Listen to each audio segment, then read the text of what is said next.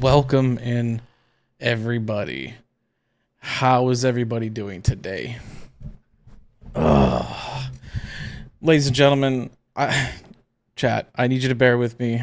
I have a script, but I'm like really ultra nervous right now about the entire thing. But today we are airing our first ever episode of Behind the Screams. And what this show is and by the way, it's in association with Channel 13 Horror, right, from YouTube. But we're going to be interviewing horror streamers as well as indie horror game developers and getting their sides of their story and their experiences with different games and whatever. The big thing is that we're also going to take a dive into some behind the scenes things that go on with these games that we all sit here and we play every night and we just kind of judge it at face value with their experience. But today we're going to be interviewing. Today we're going to be interviewing Dread Passenger, aka Manny, aka James, aka Jim. Okay, chat, you can all decide what you all want to call him. He gave us like 10 names to choose from. I'm going to call him probably James or Mannequin.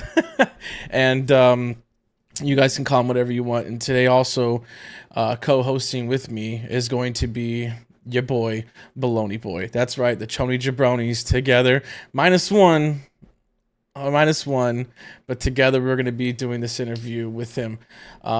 So please sit tight, grab some popcorn, grab a blanket, get comfy on the couch, whatever you got to do, and enjoy the show.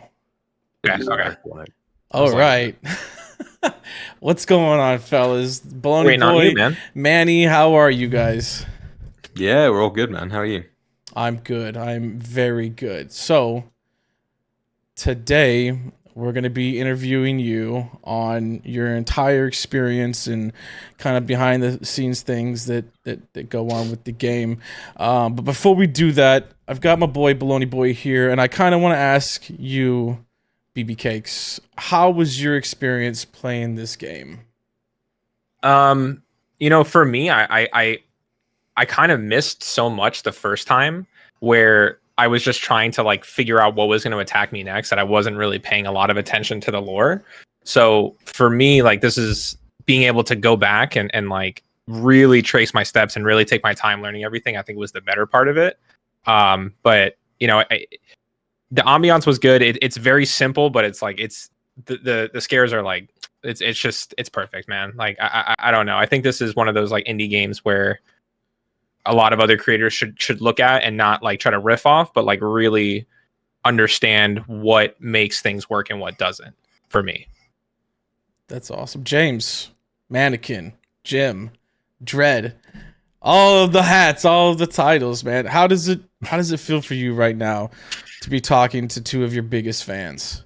I don't call yourself fans, because it's not that big of a deal. But you know, when you sit here and you think it's crazy how far that it's come, to the point that I'm actually on a video podcast talking about the game, which I thought would just be like a little tiny, thing that I did, just a little project that I thought, I'll get it out there and it'll be quite nice and I'll see people play and I'll enjoy getting, that little bit of fun out for myself, and think, I've completed a nice little project and it'll be my first project and it'll be good to see how people react to it and if I'm, on the right direction. And then it just kind of skewered off into its own thing. And now it's gotten a way bigger than I initially thought it would. I mean, it's, to be honest with you, it's very well deserved.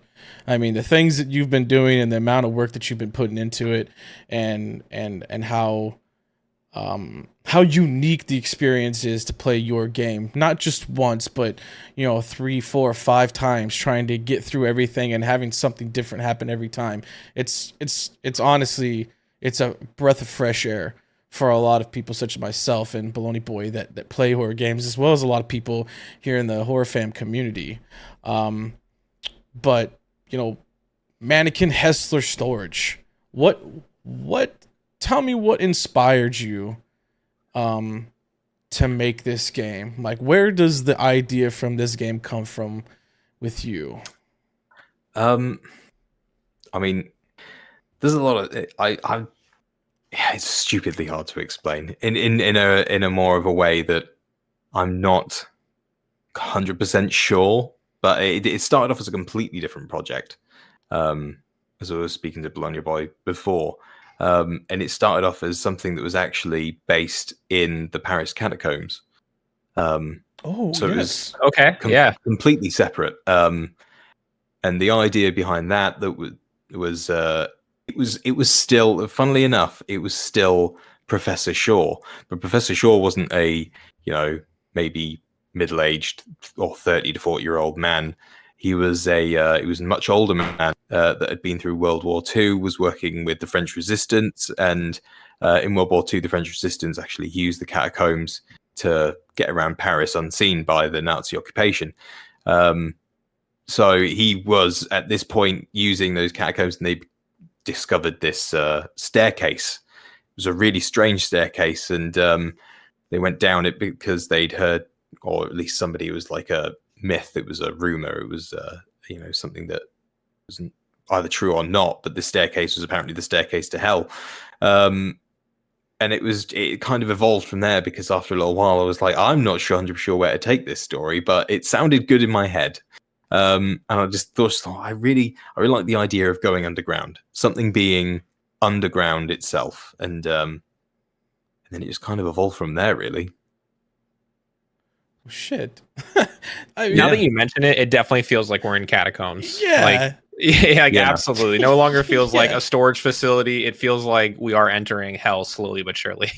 Yeah, that is kind of like the route that it was going in my head, that it was more just like, how can you expand on this? You can't just go straight into the catacombs, surely. So there's got to be a backstory. There's got to be something evolved and built on top, and I love the story of the catacombs, and maybe that will show up in like a later game or something. Then we can expand on it from there. But where we are at the moment, it's I figured that it needed to be more British in the sense that how many horror games do we have that feature a British protagonist? That has somebody that's very British. It's set in London. It's set on Fleet Street. How many horror movies itself are even based in England, really, so much? They're all in America, right? You got Jack the Ripper. No, I'm kidding. Yeah, you've got, these are old stories, but when you think of like horror games or horror movies, it's all Midwest America, or somewhere like that, or set like the 1800s. I don't know. I mean, there is obviously a lot, but I think that a lot of like lore-based horror movies are set in like the European region. You know what I mean? You don't see a lot of like lore-based horror movies, which is, and I mean, I guess the idea here, like those catacombs at Paris, like that's huge lore. I mean, like there's movies based off of that. We've seen there is like YouTube videos. Yeah, absolutely adore the movie As Above, So Below. That is probably one of the films that inspired me a little bit with Mannequin, Hesslers Storages as well. Definitely, yeah. I mean, BolognaB0Y, have you seen that movie? As Above, I So have, Below? yeah, I have. That's like once you said French catacombs, my brain was immediately like, okay, that's kind of like the route that we're looking towards, Yeah. Were there any like games or anything that you kind of felt had a similar influence on it, or did you kind of base it a lot on like history and movies? There's there's 100% some influences. I absolutely loved Visage, which was just a fantastic game. The creep factor in that is just unbelievable. The tension in it is just unrelenting. So playing a game like that was quite inspirational. Obviously, you've got fantastic games like Amnesia as well, which once again just nail the atmosphere and the tension and that psychological factor. I mean, there are so many, but it's just, I like to think that it's also based on good movies as well. If anything, I was thinking to myself earlier, how would I describe Tobias Shaw? And I'd probably say that he's a good mixture between Indiana Jones and John Constantine. Oh, So a little bit of a mix like that. that's a very unique mix. That's a very, very interesting, unique mix because both And of those obviously- characters are iconic. Yeah, and you kind of throw in the fact that he's a northern British guy as well, and there's just no fucks given by the man. He's just at a point where he's either not doing great or he's okay and he can march on through it. I mean, the name alone, Tobias, like that's, you know what I mean? Like it's a strong name. Yeah, it's 100% a strong name. I needed something. I was like, what can I call him? Can't call him Paul. Paul just doesn't. Paul wouldn't make it through. Paul's a giver upper. I can tell.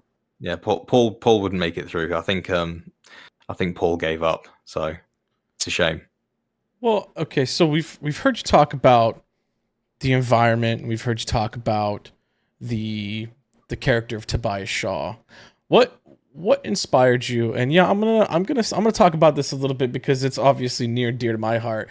But what was your inspiration behind like Argus Fisher or the Mannequin itself being, you know, the antagonist of the game? Or if it, I mean, obviously we don't want to do any spoilers if that's not the real antagonist, but why Mannequin specifically? And why is Argus Fisher just kind of a result of the environment that Tobias Shaw's in, or was there a specific reason behind his creation?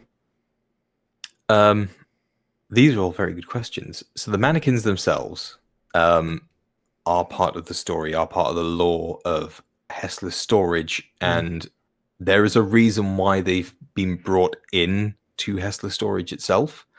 I won't go too deep into that because that is something you will have to discover. However, your character, Argus Fisher, was created for the purpose of the player, because I know a lot of games that obviously they've got their protagonist, and they have with their protagonist you know, like a sidekick, somebody who helps them, somebody who's on the radio or on the phone or in a comm situation.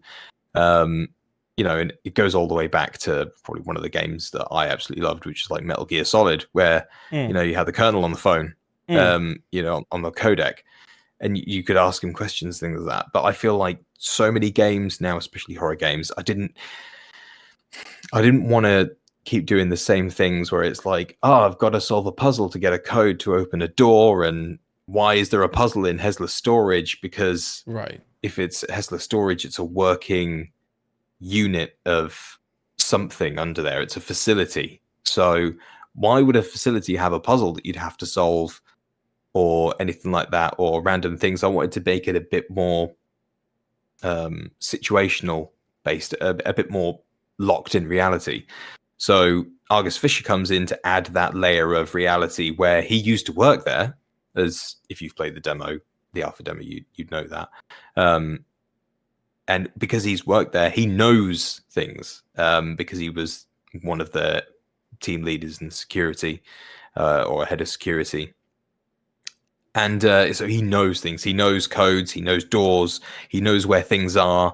He will basically act like the guide for Tobias to help him get out. I love it. So for the audience that's watching, for those of you that don't know, I'm going to toot my own horn here. I am actually the voice of Argus Fisher in the demo, and will be going forward throughout the game. So I'll be guiding you and trying to help you get through this. Okay, so last question, I guess, for this segment before we move forward. When I personally played it, and I think when a lot of people personally, when they played it for the first time, the demo, there was a moment of doubt in our heads that we believed maybe we were just kind of losing our minds, that it was like a psychological thing, maybe that we were like mentally disturbed. And then you threw a curveball in the form of the sigils, right? And then the sigils within the game kind of breathed a different type of life into the game, where it kind of made it supernatural. Did you always intend on having that doubt stowed in my mind, or was that just kind of unintentional? The doubt was intentional.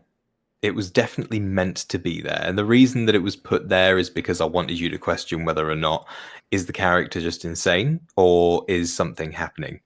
So having those sigils there, and I've noticed when I've been looking through a lot of the recent playthroughs that people haven't discovered the sigils. They haven't noticed them yet.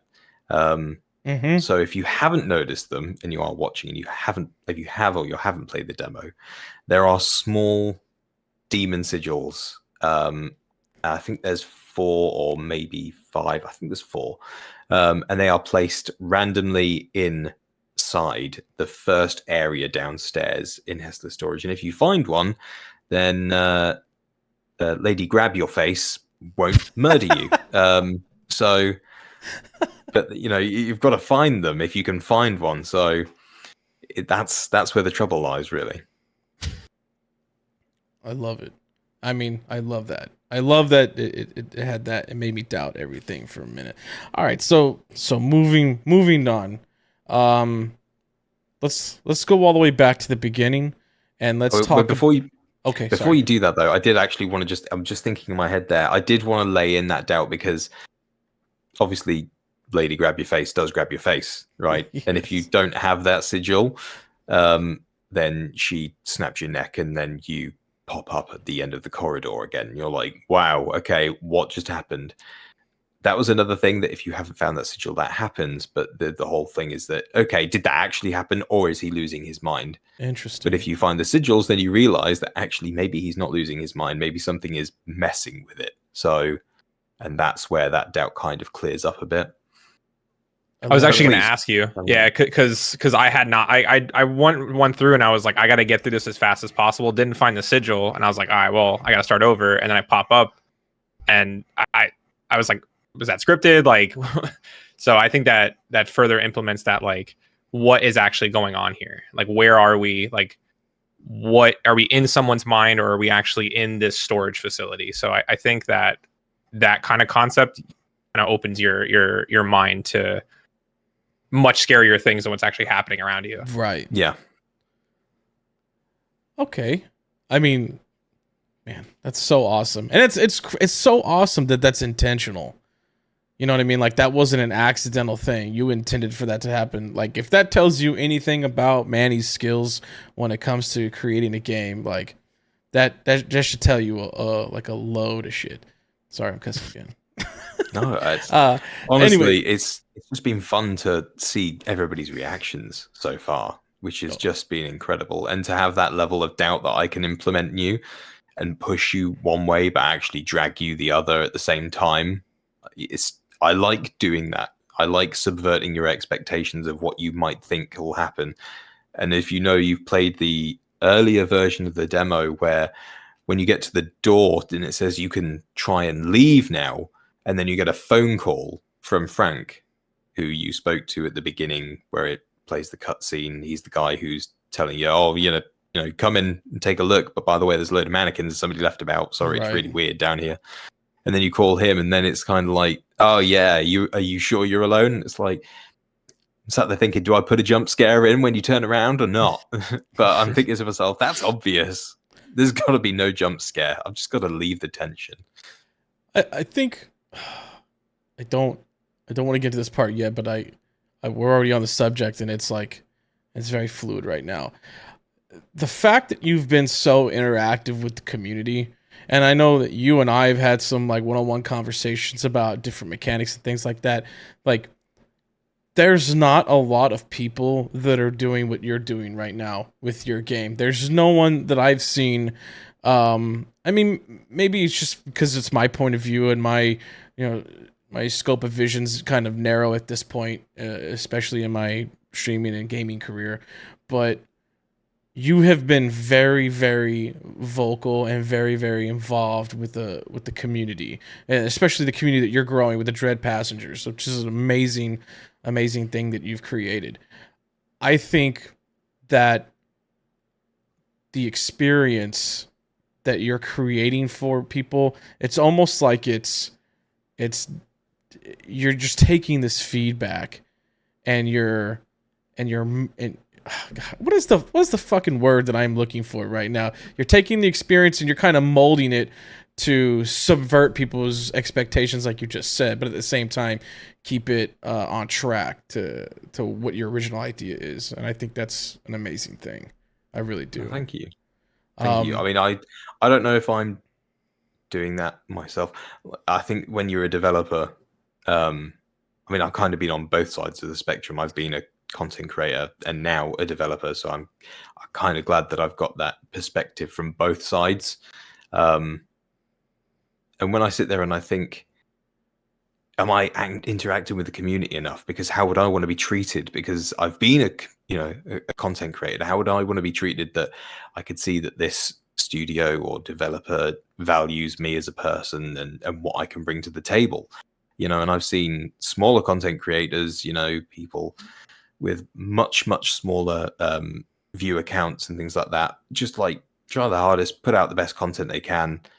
And I've spoken to you about it. At the end of the day, you put out what you can. If people notice you, great. If they don't, how do you get forward? Well, nobody gets forward without somebody saying, "Hey, let's try and build you up as well. Let's build a community around building people up, and then everybody can get a piece of the pie." I love it. I love that. And it's very unique. It's very. I'm stuck inside my bubble as a developer sometimes, though, so I don't notice what everybody else is doing. So when somebody says to me, "Oh man, you're so interactive with the community," I'm like, "Am I? Is nobody else talking? Am I the?" And then I think to myself, maybe I'm being too busy. Maybe I should shut up for a bit and just be quiet and let other people, and other developers just put out their stuff. No, I think, even when you do the tweets, or maybe it's not, maybe it's the actual mannequins, but I think that is such a funny, again, little nod to keeping everyone interactive. And, I think to kind of piggyback off what Power said, it is definitely a breath of fresh air to see someone that really has their arm outreached to the people that are enjoying their content rather than kind of viewing them as just, I don't want to put it that way, but a lot of creators or a lot of game developers are they put it out and they're done. They put their hands up, they move on to the next thing, they got their paycheck, and that's about it. But I think it is very refreshing to see you go to this length, even if it's not something that you are, I guess, aware that you're doing. But it is very cool for sure. Yeah, I think on a certain scale, I probably am aware of a lot of the things. For instance, I'm quite interactive with the community. There's been some of the things in the game where I've looked at Twitter and stuff like that, and the community that I have around the game, and kind of said, "Oh, okay, somebody's mentioned something that has made them have a bad day, or something's really annoyed them," and I've gone, okay, and I've kind of turned it on its head and said, "Okay, I'm going to put that in the game and just do it to not really annoy you so much, but just kind of make it much worse than what you'd think." And it's kind of oh man, why would you do that?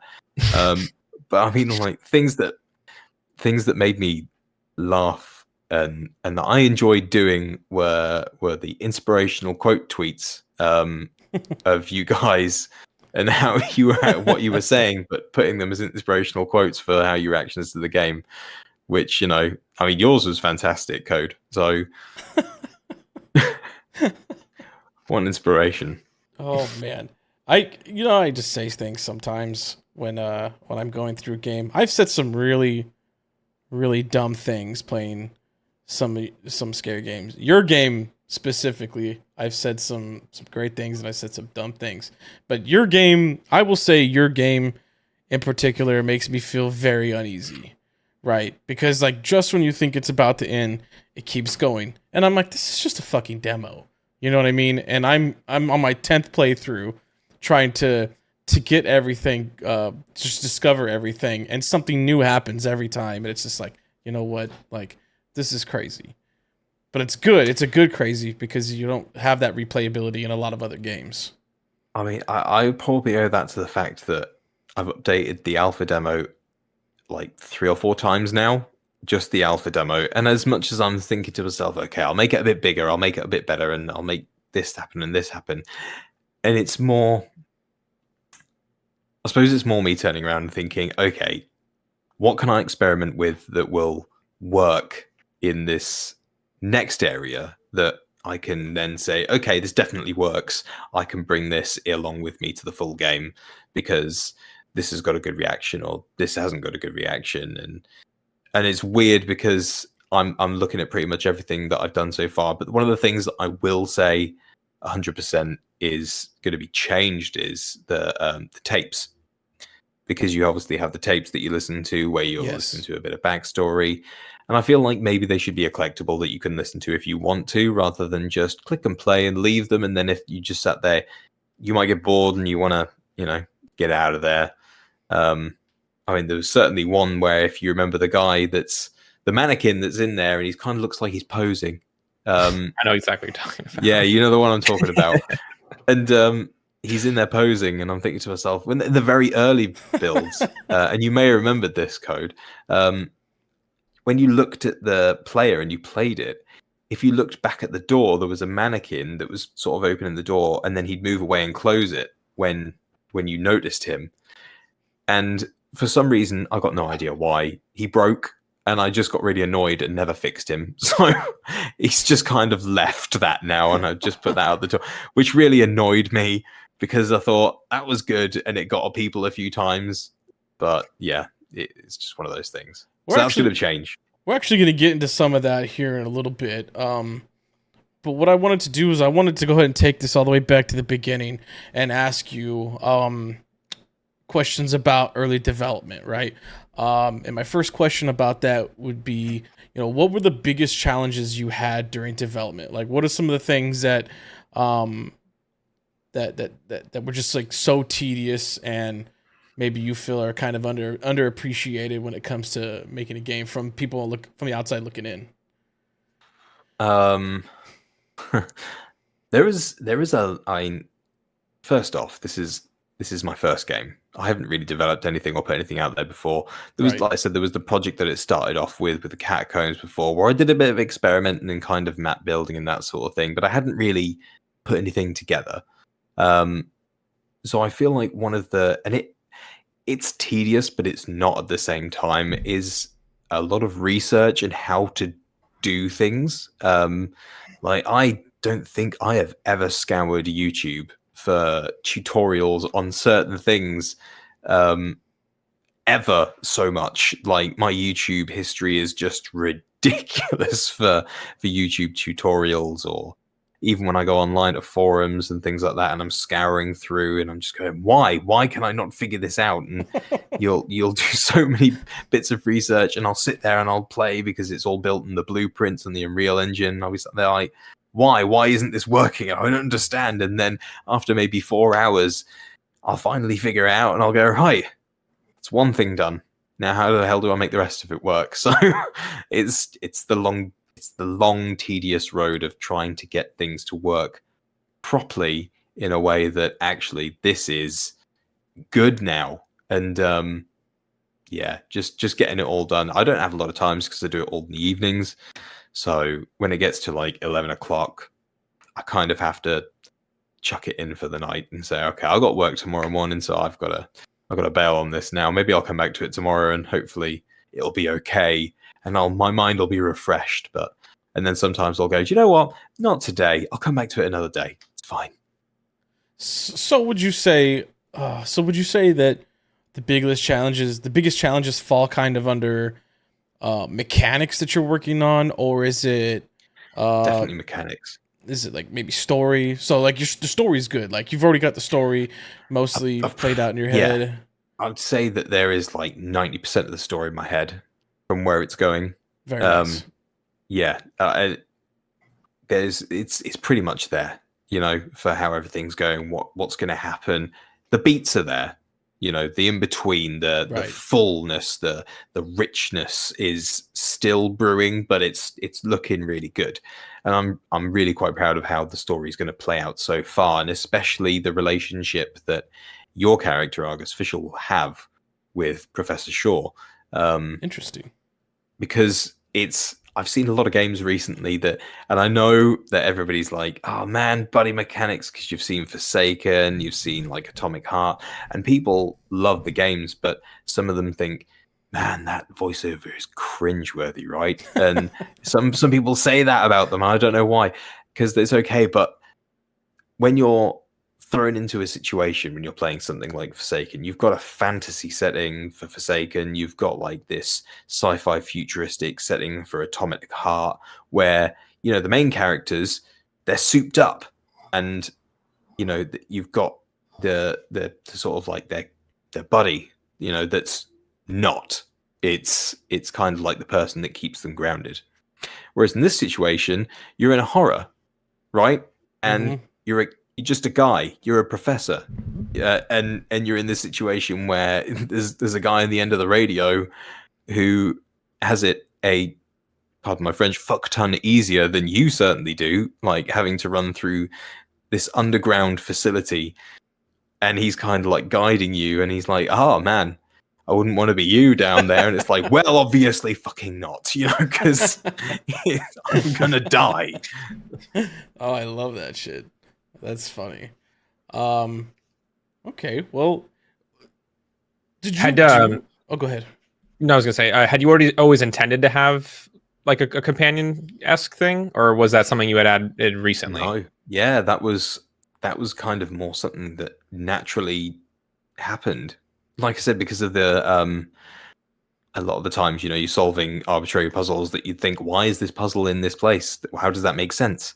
And when it comes to games like that, I like it to be, a bit more reality based, because it makes more sense to me. If you have to run to a certain place because a certain person had a key card to get through to somewhere, that makes sense. That's fine. That's fair enough. You've got games like Part Artifacts, which is just an amazing horror puzzle game, and all the puzzles make sense because the guy that puts you in there is super twisted, and he wants you to experience this. It's more of an experience.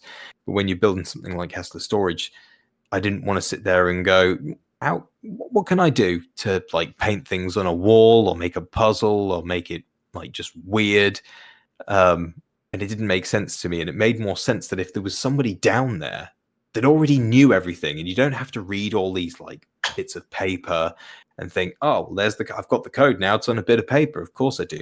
Instead, you've got an interaction with somebody who is there.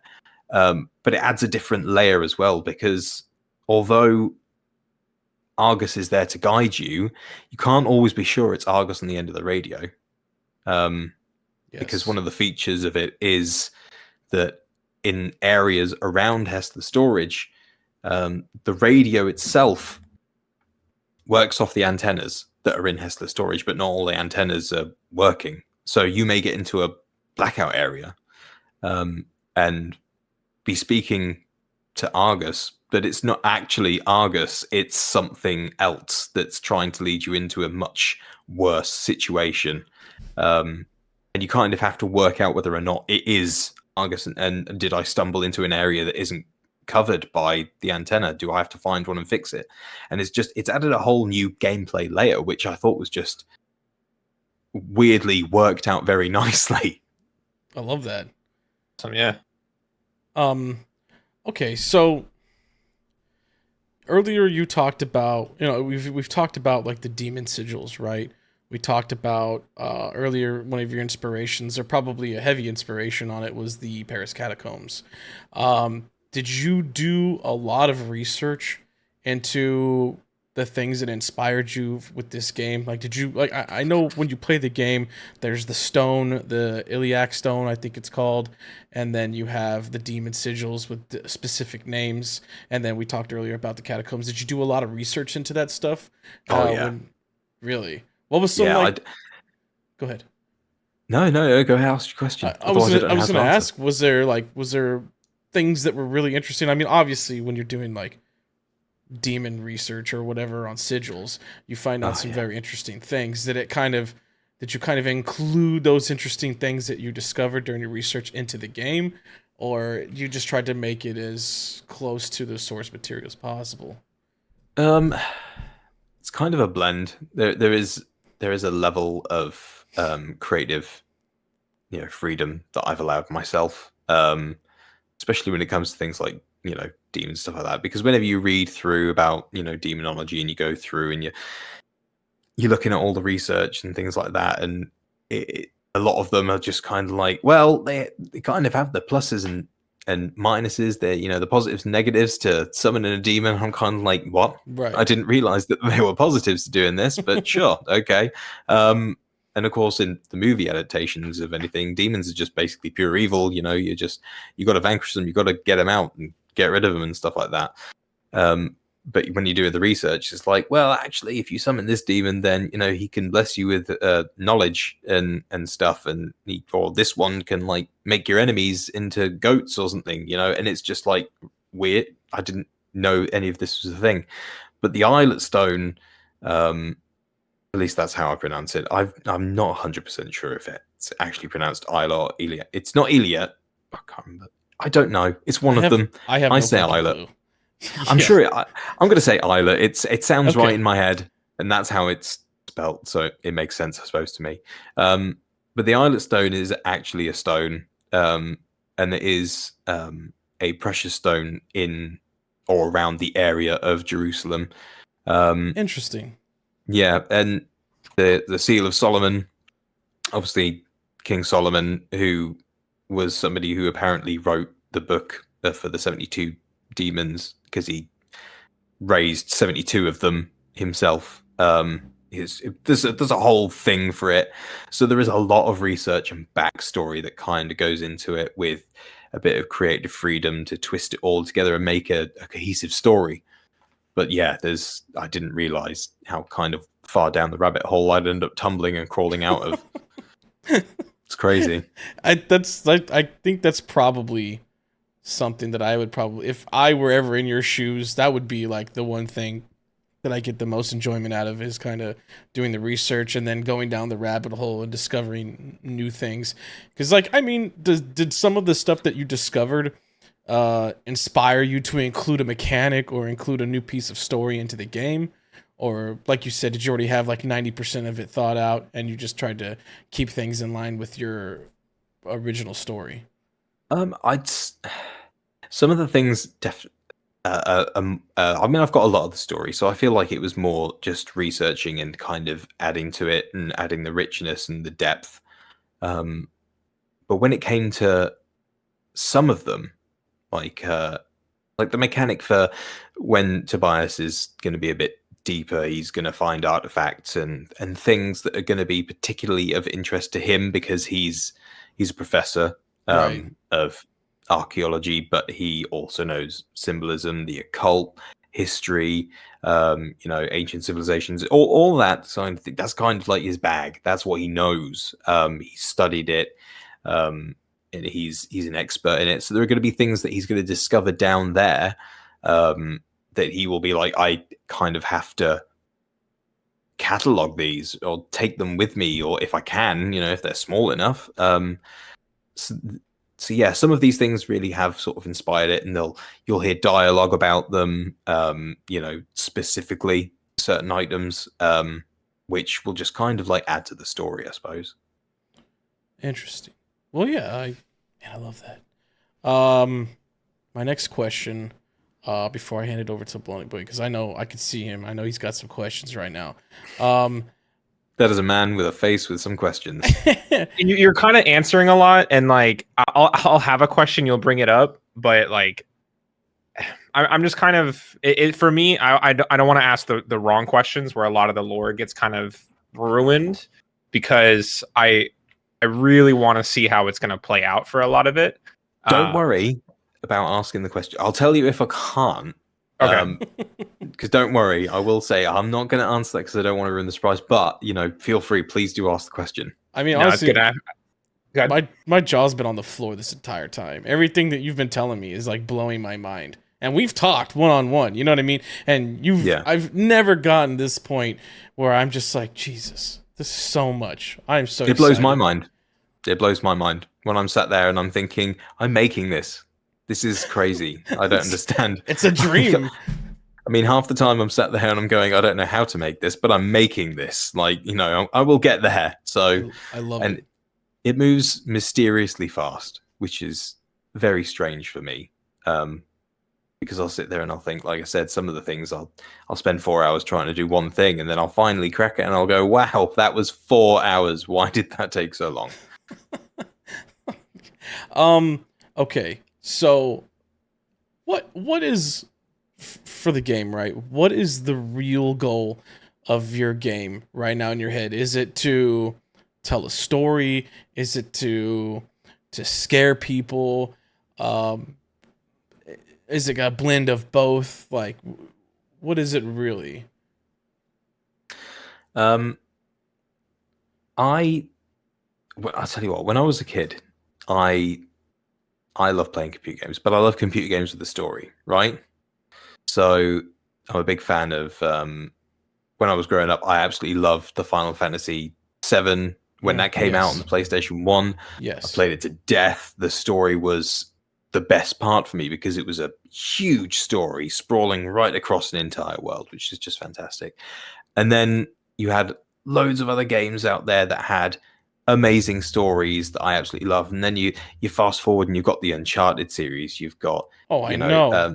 And the Uncharted series is good. just absolutely amazing from a storytelling perspective. And I kind of sat there and I was like, what if you could play an action horror movie game, that was kind of like a blend of some of these things, and go, oh man, that would be an amazing game, because you could essentially play. That's kind of like how it kind of got started, was what would happen if Indiana Jones was kind of more in a horror setting. So, and that's kind of where it built from, that initial idea of how would Indiana Jones handle this? Because I don't know. He couldn't shoot it with a gun. I mean, that wouldn't work. So I love that, the whip would because probably work. a lot of people make the mistake of trying to pump out like a really quick scary experience, right? And there's no thought depth to it. I can't tell you how many games I've played on like itch.io or some free games on Steam where it's just a scare fest. It's just keep your heart rate as high as possible for 20 minutes to 45 minutes, and then that's it. There's no payoff at the end. You know what I mean? It's just, I was scared, and maybe it made for some great content, and that's it. But with you, it feels like there's definitely a blend, and I'm it's one of the reasons why I think you have so many people that are excited for it and that are waiting to see what's coming out with it. And it's like I just love that you're not making that mistake. I said I do enjoy a good story. So when it comes to the ability to turn around and say, do you know what? Rather than just scaring the shit out of everyone by doing things, and Which you do. I mean that's the point of a horror game, right? You're creeping around, you're already tense, give you a scare, and there are some things that are in the game that are intentional. Like I say to you at the beginning when you're reading that letter, when it says take a left, then a right, and then a right, and then a left, and then follow down the hall, and then at the bottom of it, it was just follow the arrows. Just follow the arrows. And the first thing that you come to is, the first door at least, is room 12? 12? No, it's not 12. But it's the first door that you see. You come around the corner. 12 is the one next to it. So it's across the hall from 11. Is the one that I'm talking about. It's the first jump scare. You open the door and it goes bang, and it hits you straight away. And the reason that was there is to intentionally put you on edge for every door opening that you have afterwards. Yes. It was a psychological thing that I was thinking, this should surely work. Anybody who opens a door after this and sees this first, the first thing they see will be like, there's going to be something behind every door, isn't there?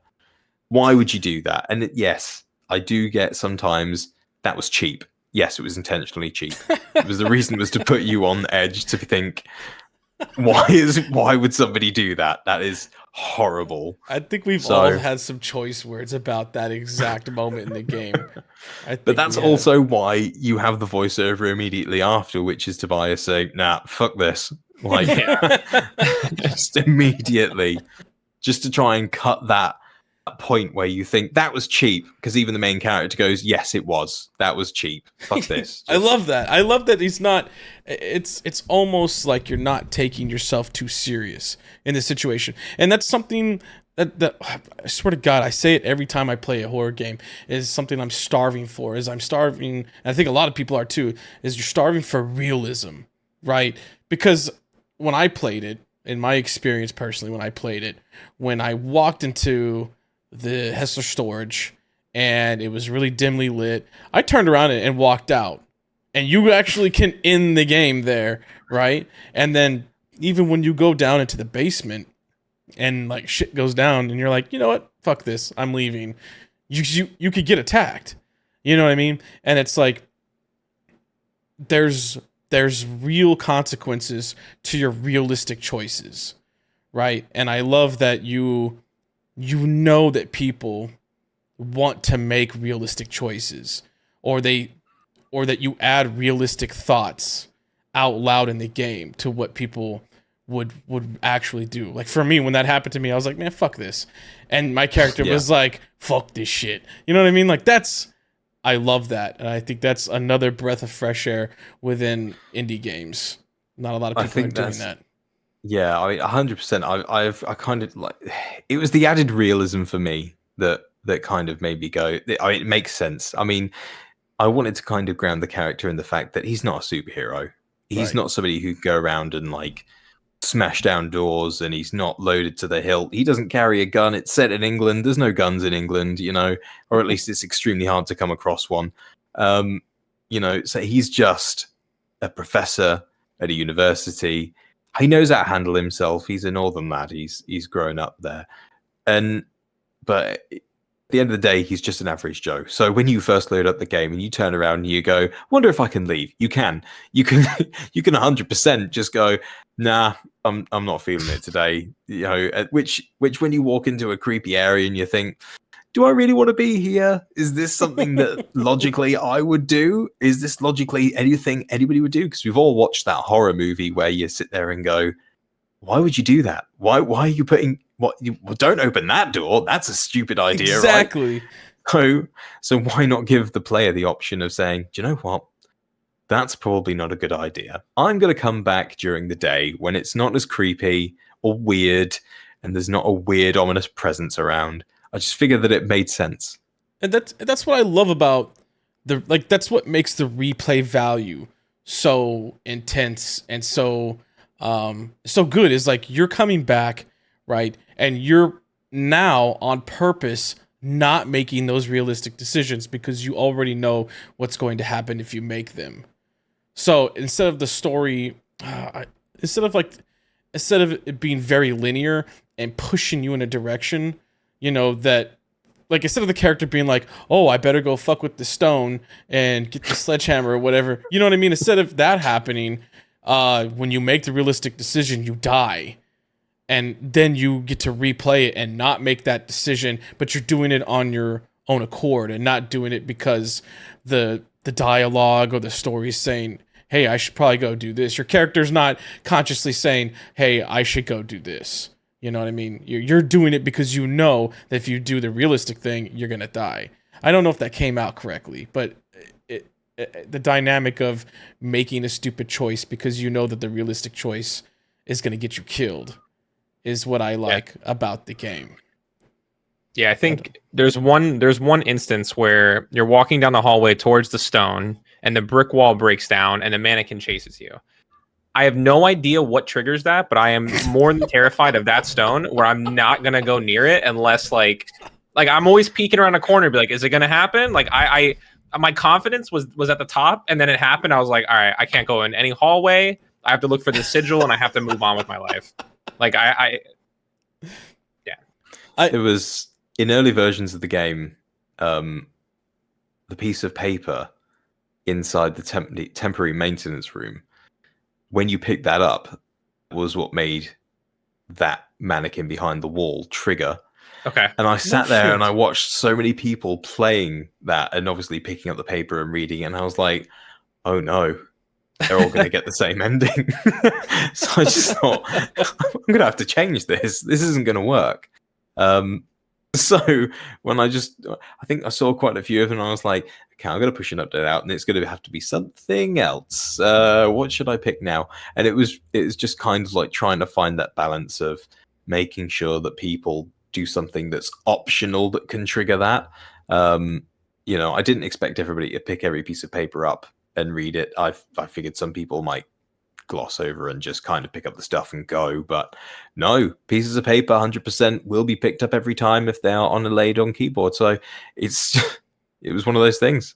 Well, I'll tell you what, like the community that you are like targeting right now, like I will say with 80%, I'm 80% sure that all the people in this community read and look at everything. Yeah. Like that's one way to put it. It's so crazy. Man, I have some clips that I'm gonna play for you a little later that I want you to look at, and it's because two of them are unique because one of them was just me, right? And I was just kind of messing around listening to one of those tapes that you were talking about earlier. And I was like, oh, I wonder if this TV turns on. And I was punished so fucking hard for turning that TV on. Like, I was so hurt, Manny. I was so hurt by you when I turned that TV on. We'll play the clip later. But I think it's really funny that you anticipate people doing those things. And you punish them for doing those because of the reaction that it'll happen or whatever the case is. But go ahead, BolognaB0Y. I know you got some questions. I was gonna say, yeah, for something so innocent, because like I walked in that room and the first thing Power says is "Don't touch the TV," and I'm like, "Oh, this one," and I'm just like, "Now what?" Do you have plans to take the story out of the game in a sense where like it's almost like an Easter egg hunt in real life for the people who want to get a full behind the scenes scoop, or do you want to kind of confine everything to the playable moments?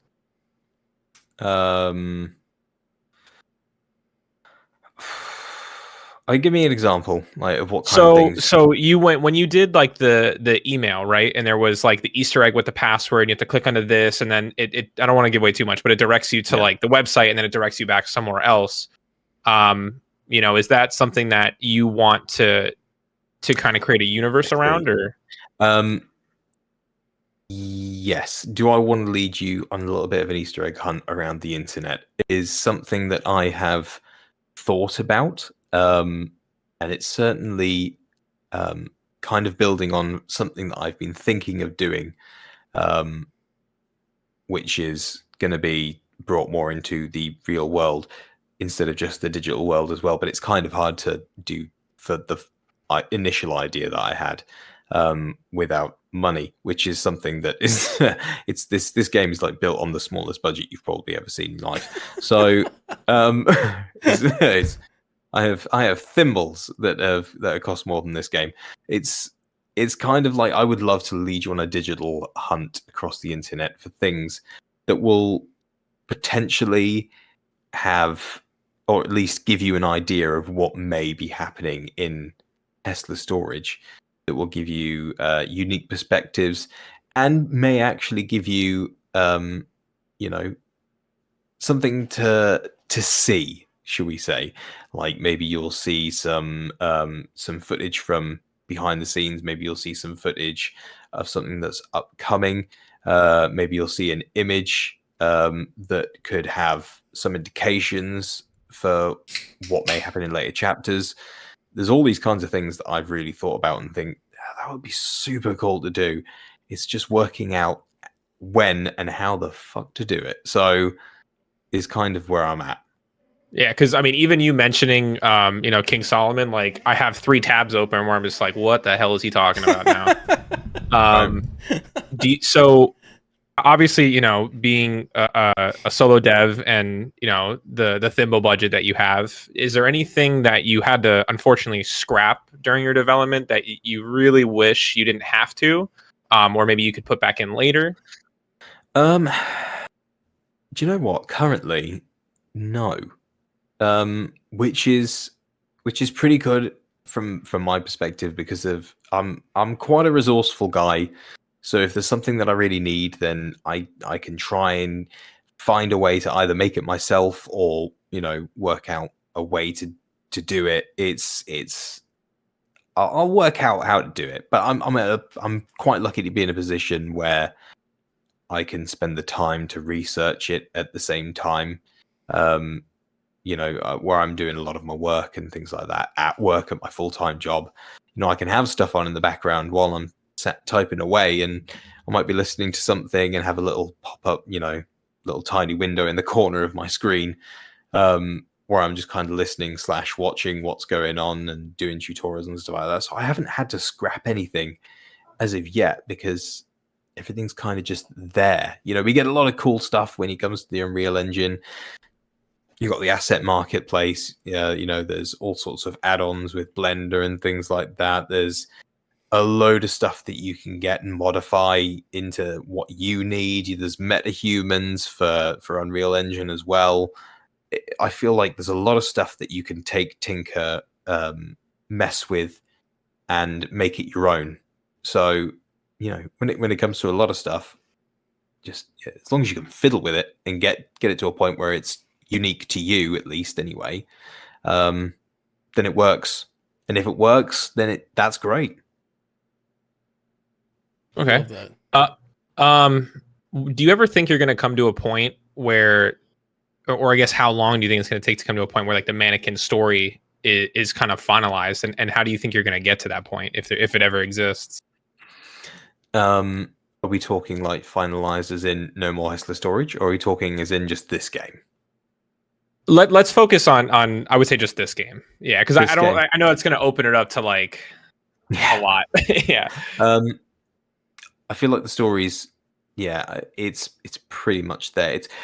I've basically got definitely a beginning, a middle, and an end.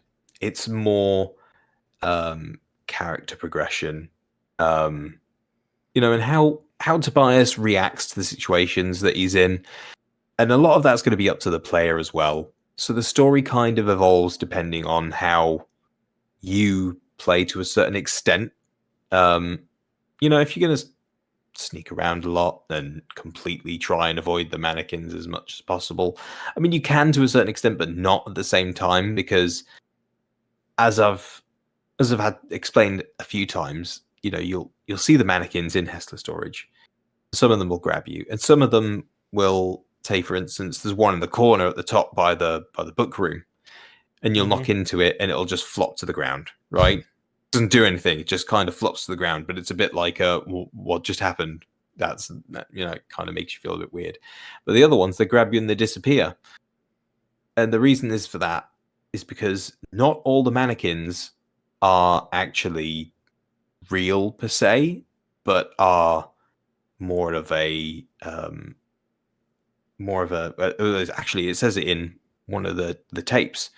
You know, they're not real. They're a vision. They're appearing from absolutely randomly nowhere. And these manifestations are attacking Tobias, and he doesn't quite know what the hell is going on. So some of them are real and some of them aren't. Some of them are evil manifestations, whether or not they're in his head, whether they're just there for a moment, they attack him, as it says in the tapes. So taking that story and trying to make it all into one where it's like, how do I know which ones are actually real and can physically hurt me, and the other ones that are just going to psychologically hurt me, you know, and just give me a scare? It's kind of like working that out. But yeah, the story beats are all there, is what I'm trying to say. I've just gone off on a massive tangent. That's good. No, it's okay. So actually, you just posed another question. So if there's the concept of good demons and bad demons, do you think there'll ever be a good mannequin and a bad mannequin? No. Okay. Just be afraid of all of them. Like, they're all going to be a problem. I mean, don't get me wrong. There's going to be mannequins. I mean, is a good mannequin one that's not trying to kill you? Yes, that is the extent of a good mannequin. So like some of them are going to be static, not moving, and won't be possessed little shits that are trying to murder you. So, so would you say that like some of the mannequins have varying personalities, or is it one one source? Okay, fuck. We're getting into like maybe some potential spoiler stuff, but would you say there's like one source that controls mannequins, or is it mannequins have individual personalities, but all are all in line with one goal? The kin, as Yes. they like to be referred to, which is the mannequin part, obviously the kin meaning the family. I won't delve too deep into what is actually going on. Okay. But I mean, there is an element to what you're saying. But you know, it does come in the title as well of the Mannequin, Yes. with them being like a family. But like I said, there's a lot more going on as to what's happening in Hesslers Storage, why it's happened, how Dr. Hessler is involved, how the facility's involved. There's a whole backstory there that you have to discover, and you will do as you go deeper. I love that. Okay, so at this point in the interview, I would like to show you. So you submitted your top 5 favorite clips that you have, plus the bonus one of me, because you hate me. But yeah. Particularly you. But I would like. I know that Channel 13 Horror, right, and those are the guys that have kind of brought a lot of us together as a horror community or a scary game community, and have introduced us and it kind of enabled people like me to meet people like you. Same thing with BolognaB0Y here. It's kind of enabled a lot of us to get together and meet each other, and that was kind of put together by Breakfast at Noon and Cartoon Head George and things like that. And what they've been doing and what they've done in the past, specifically for your game, is they had an episode that released, and I know you've probably seen it, but they have a few times. It's so funny. But I wanted to play for the audience here and for you the first couple minutes of the Channel 13 Horror Mannequin Hesslers Storage video, and just kind of hear your reactions, because I'm gonna turn it off from our cameras that put it on that screen there to show the clip for people that maybe not have seen it, and then we'll talk about it, and then we'll show a couple of special clips from myself and BB Cakes, and then we will show everybody your top 5 favorite. So we're gonna go ahead and cut over real quick to the video clips, and we'll go ahead and play that main video here. Can you hear that? Yes. What the fuck was that? This one gets me every time.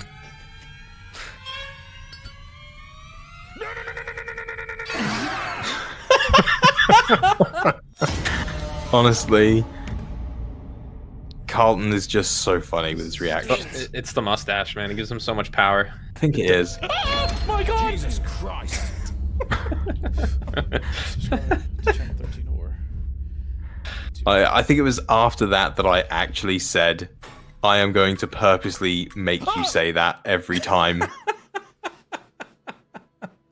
I'm going to make you say subscribe to Channel 13 Horror so many times from now on. Well, you did a good job, because I fucking couldn't stop saying it. Damn you.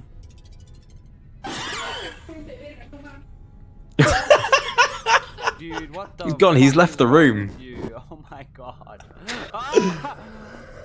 Oh, I tell you what, I've spoken to Guerrilla Gaming so many times. He's such a nice guy. He literally got like so many scares in one go. It was just one after the other after the other. He got absolutely destroyed with that. I love it.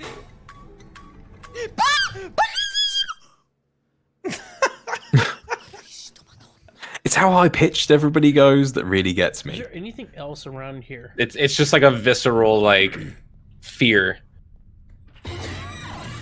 God damn it. That's the door. Is that the door you were Yeah, talking That about? is the door. That is the door. Follow them. I want.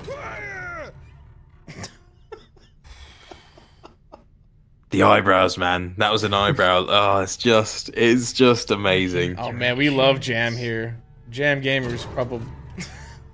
And there goes the head. There's the head. Yep, that guy's simply the best.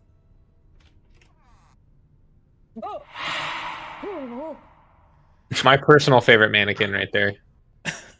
He's Right, just so crazy, it's stylish, horrible, right? right? That's Then what I'm again, saying. you've Oh, I seen did the see guy it earlier. that's Oh, crap, posing okay. for the rap cover as well, though, right? Yeah. Guess who? Oh, it's just fantastic to see all the reactions, honestly. I honestly think that Guri had played this like 3 or 4 times at that point and still got caught out by that one every single time, Yeah. which just makes me laugh. Oh, my bad. I still had that audio playing. I apologize for that. Man, I'll tell you right now, when you walk up to that bookcase and that damn mannequin gets dragged away and it has that loud violin sound, that got me probably 4 or 5 times, and I kept forgetting that it was there. And I was like, why the fuck does this get me every time? Honestly, it does make me laugh. I've seen some people though, they experience like some of the scares and they go through really confidently. And it's hilarious. I've been watching some of the streamers recently, picking it up, and they get through and they think, right, I've done all of these now. I know what's coming. I'll just go through and I'll pick it up. And I'm sat there going, they've forgotten that the game picks which scares to use, right? So yeah, some of them might be the same, but others will not. So, and it's just funny to see them go around so confidently striding around Hesslers Storage, and Hesslers Storage says, no, you cannot do that. That's exactly what happens to me.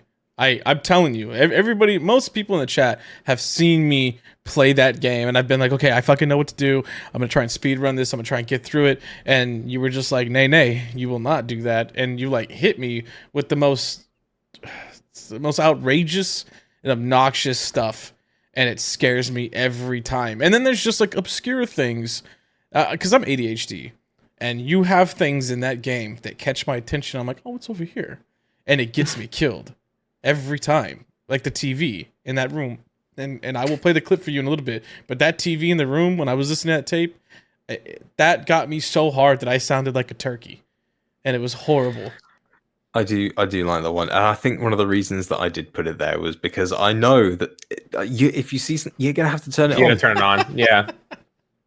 I don't know what it is. If you see a TV, maybe it's just the generation we've all grown up with TV. If you see a TV in a room and it's like it's too quiet, I've got to turn it on. So you have to go and turn the TV on. Big mistake. Shouldn't do it. So we've, obviously you've seen a lot of people play your game, and you have your top 5 favorite reactions, and we'll play those here in a little bit. But tell me about some of your very, very favorite reactions in this game. Like what are the couple that are very memorable for you? And we don't have to like play the clip or whatever if there was no clip to provide or anything like that. But what are some that stood out to you? There are honestly so many.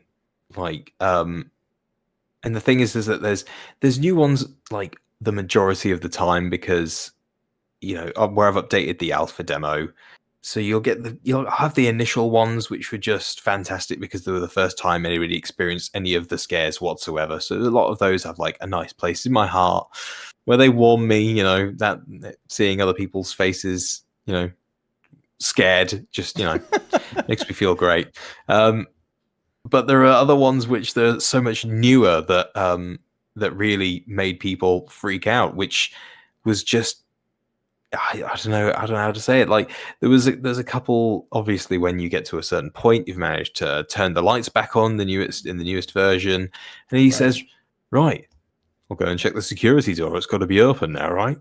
And of course, he goes back to the security door. You open it, and there's been a few reactions there that have just been absolute gold because they think, "Oh, do you know what? I'll just creep back here. There's going to be something behind the door. There's nothing behind the door. Oh, I can keep walking. Oh, it seems okay," and then it pops out. Whatever is there, it just comes out of nowhere. And there's been a few reactions I can't because everybody's reaction is individual. Right. I love every single one, and I do go out of my way to watch every single stream that there has been of Mannequin. I'm quite lucky at this point that it is small enough for me to do this, that there aren't hundreds of people playing it. Otherwise, I would not have the time. But right now, I can go through and say, that was good. I like that. That was good. That was like that. And I can pull back things. And another another reason that I could like to personalize the emails as well for the dread passengers. Is because I will know these people because I will see how they've been scared, how they've been reacted. But definitely when it comes to things like that open door, there was a few people that have reacted well to that. The mannequin at the end of the corridor that pops up when you look through the number 4 door, Yes. and the door closes. People's reactions to that, like I said, Carlton's was just so funny, but there's been a lot of people. In fact, I think it was Tony as well. Yeah. He's had a great one. There was a fantastic clip of him where he's heard it, he's seen it moving, he's ran around the corner, and then he's used the tilt to kind of peek around the corner and straight out the darkness, this thing just reaching towards him. And it's so funny. It just makes me laugh every time.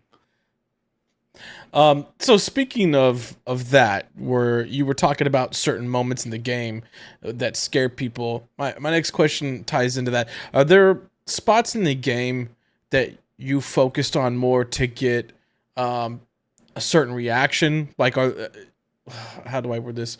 Are there spots in the game that you paid more attention to because you anticipated a specific reaction? I would say yes for the majority of it, in a way that there are certain areas of the game that are bound to make people feel more uncomfortable than others. Okay. For instance, when you first get into Hesslers Storage, if you do follow the arrows, then you have all the doors that you get to and you open the first door. The first door gives you that jump scare initially. But if you don't go down there and you turn right and you keep going down, there was the mannequin that was there that kind of pops just into view if you're walking down it, and it's just creepy enough and it's walking across. And I thought, okay, because that's basically in darkness. There's no real lights down there. And that was an area that I thought, okay, because that's creepy enough that you're having to walk into the darkness itself with this lighter. That's got to be something. And then if you take the left, you've got this very narrow corridor. It's claustrophobic, right?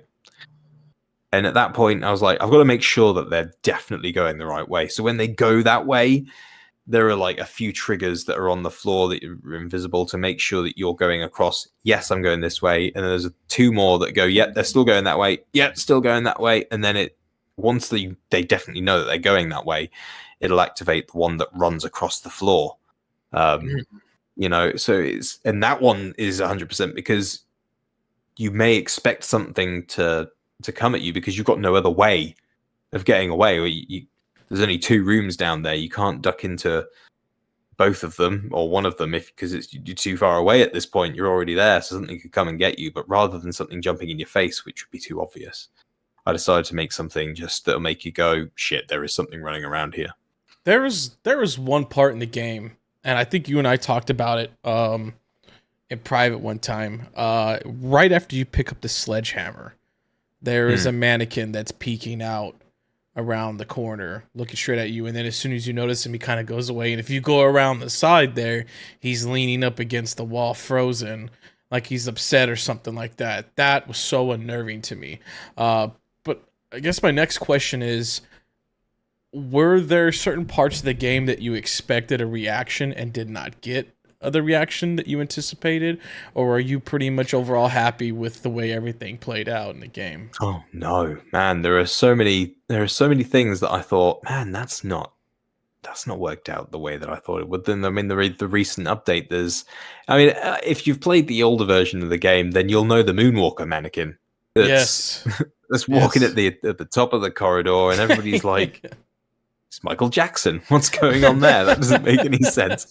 And I sat down and I'm going, I mean, yeah, he's purposely been put there. And when I was building it, I was thinking, am I making Michael Jackson here? What am I doing? Why is he moonwalking? I'm like, you know what? I'm going to keep it in. It's weird. He's walking backwards. I don't care. Sure, whatever. That's why I asked you earlier. Sorry, I didn't mean to cut you off. But that was one of the reasons why I asked you about the personality thing. When I asked, do some of these mannequins have different personalities? Because you had certain mannequins that did things like that I was kind of like, at first I was like, that's kind of fucking creepy. But the more I saw it, I was like, that's almost playful in nature. You know what I mean? In a way, it is, but he is not possessed by the soul of Michael Jackson. I just want to clear that up right now. That is not Damn a it. thing. He's Couldn't not get going the to leap rights, out of or- the shadows and go hee hee or anything like that. It's not a thing. I know people are going to be really disappointed with that.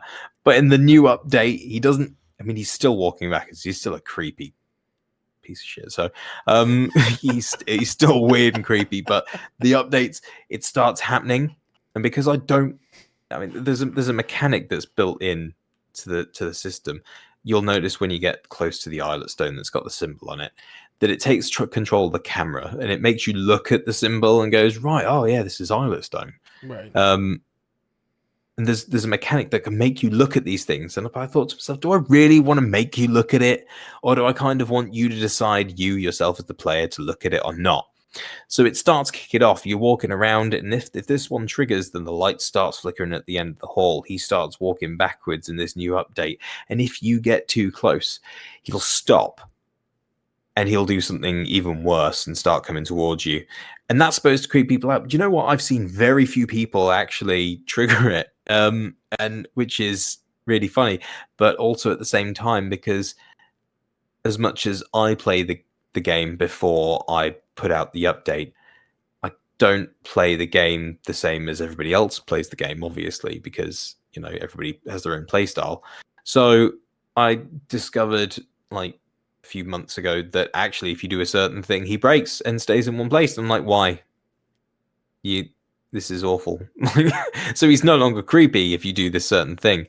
But it's just seeing things like that made me go, damn it, I'm not getting the reaction that I want. So I do sit there and sometimes think, should I make people look at it? But once again, I'm back to the decision, no. People either see it or they don't. And I get the reaction that I want or I don't.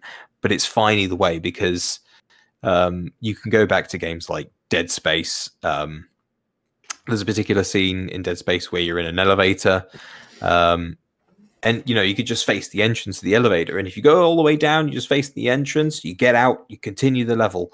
But there's actually the little girl behind you. And if you did turn around and look around while you're in the elevator, you'll notice her and you'll get the crap scared out of you, right? So, but if you don't do that, you don't see it. Yeah, I think it was the old Dead Space. It might be a different. I can't remember. I'm sure it was Dead Space, but yeah, if you're just looking around there and you're not looking at it, or it might have been fear. Could have been fear. I get confused sometimes. I would have shit my Might pants have been either fear. way. I think it was the little girl. I think it was fear. Yeah, because there's a little girl in the elevator. You don't look behind you, you'll never see that she's there, so you won't have a reaction. But if that's the great thing, though, because that makes your playthrough individual to you. If you notice those things, you're gonna get freaked out. You're gonna get scared. But if you don't notice them, it makes no difference to you, the player. Yeah, I can give you indications: lights flickering, bit of noise, the character going, "What the fuck is going on?" You know, and looking around. But you know, realistically, if you don't look, it's not scary. Close your eyes, cover them. I've one quick question. That actually just reminded me of something. Before I pass it off to BB Cakes here, we talked about this, I think, briefly before, and I don't really remember, but I'm curious to hear your take, like, out in the open now. There was a part in the beginning of the demo that I played where I ran down a hallway behind the two empty offices, and I ran into a damn demon or whatever that goes through the wall, right? Like, did you always intend to have that there? That's a rare event that triggers, like, very, very rarely. And it's kind of just there for somebody who explores a bit before they go down. That's me. I mean, so, you can still explore around the area and not come across it. Like, that's so crazy. And it may or may not happen, but it's fun to see when people do, because they freak out. I mean, the issue for some people is when they have seen it, and I've noticed, I think it was a couple of people have seen it, that when they have been like, "Oh, a demon! Quick, run towards it!" And they run towards it, and I forgot to turn on the collision for the wall behind it. Yes. So they just run off the map. I wasn't gonna bring that up. I wasn't why gonna would- bring that up. Well, But- it's fine. It's a stupid error, but it's a learning experience even for me. I So thought it's it was like it's extra. funny. It was hilarious when I saw that. I was like, okay, I've made a mistake here. What have I done? So I just went back in and went, okay, so that was very stupid of me. So it's good to see that a lot of the things that you have are intentional, and it's not like a poorly made game where some things are accidental. You know, to be honest with you, I had already played the game several times by the time I noticed that, and when I actually went through the wall and I fell down, or there's like areas that you can almost walk around when you go through that wall, I thought it was some kind of special Easter egg. Like, that's how convincingly good you've made that game, even in its early stages. I was exploring, I found that, and I was like, this is some secret shit I just found. Now that you're telling me about it, you're like, no, it was an accident. But at the time, I was like, you were not making any accidents. If you had made accidents in that game, that was the only one I found. And that says a lot about you and your work ethic and how well and adept you are at making this horror game. I mean, I suppose you could say that you found a secret area because that's kind of like my dev testing area where you ended up falling down. I'm like, will this door do this thing if I make it open, and will it shout and scream, and will something come and eat me if I make it do this? And you kind of found that area of the map, which is where I sit there and Gotcha. make it do stuff. But a lot of the things that I put in the game are intentional. If I really should say all of them, but some of the things are just annoying, like the mannequin that closes the door when you're listening to the tape, who suddenly decided to break. So do you know what? He's fine. You don't want to work for me anymore. You're fired. So whatever. So everything that's in the game is put there intentionally. So if you notice something and you think, is that meant to be like that? Is that what does it mean? And you're sat there going, what does it mean? That means that I've done my job. You're questioning what's going on, which is great, because I want you to question if what you're seeing is having any impact or whether it does actually mean anything.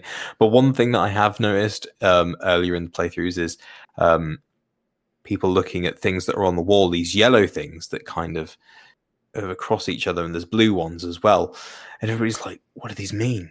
Are these a sign? Do they link up with something? Are they like part of a puzzle? And I'm thinking to myself, no, it's just bits of tape where people have torn down posters from in there. It's and I I mean, that's just how much like you fucked with us. Like, Yeah, that's how. we're looking at things- questioning everything. Like the tile, Yeah. like is this brick gonna move? Like, There's a gap in two areas in the walls, right? In the beginning area where you click on the first generator switch, that Yeah. wall doesn't meet the other wall that it's perpendicular with all the way. And I swear, you can ask chat, I was there for like 20 minutes trying to get something to happen. I was like, what the fuck I is this watched spot? you. Yeah, you did, and you didn't say anything. Like, this is why I love working with you, and I love this game with you, is that you sit there and you know exactly what you're doing, and you let us kind of explore and feel around, and then eventually you're like, you know what, like maybe I'll tell him that's really nothing or whatever. But I mean, sometimes I have a great laugh taking, as they say in England, Taking the piss. leading you down the garden path, shall we say, as they say in England. You know, Oh, I'll take your hand and I'll say, do you know what? Now you can go and do this. But it's me being incredibly mean in some instances. Like, I'll cheer you on when you finally turn on the generator, the second one. And you go, oh, he's like, oh, great, you can go and open the security door. I'm like, yeah, you can leave. Like, knowing full well what you're walking into. Part of me is like a bit sadistic like that, but at the same time, it's all in the the fun of the game. I also think that like this is like there's plenty of full-fledged like AAA horror games that's like you really don't watch someone else play it for the sake of like what are they gonna find. But like, I don't know the demon that you're talking about on the first floor. Never seen it. So now I'm either going to watch someone who plays it to see if they ever get it, or like try and go back and play it myself. So there's a lot of not only replay value, but there's a lot of rewatchable and redigestible content, if that makes sense, right? So like I think we talked a little bit earlier about like game theory. I would love to see something like that, because you know I have ADHD as well, where like I'm going point A to B, and if I don't need the information, I don't need the information, you know.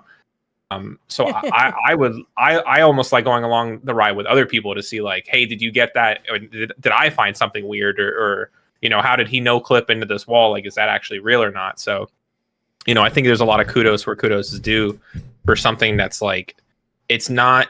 Yes, there's 4 endings, but it's not 4 playthroughs. It's almost where you could play it 20 times and get a different experience every single time, and it just kind of makes you egg on, you know.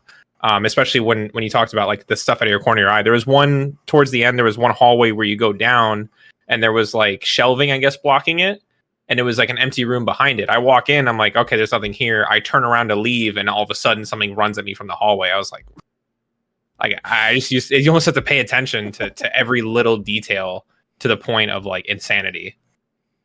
And that's what I really like about. I mean, I think you're talking about the mannequin that's at the end of the corridor, right? Yes. And because you got both the shelving units that are blocking off any way to get out of. You know, you kind of have to face it. But then once it gets you, everything's back to normal, and that goes back to the whole psyche thing. Is this happening in his head? Is he just being crazy? Because everything's back to normal now. Why is it back to normal? Why was it blocking me off before? Was it paranormal? Was it in his head? I don't understand. I also like that you didn't include a way for us to hide from it, because the first thing that in my head was like, I'm being chased. I'm going to run into a room and lock the door and sit in a corner.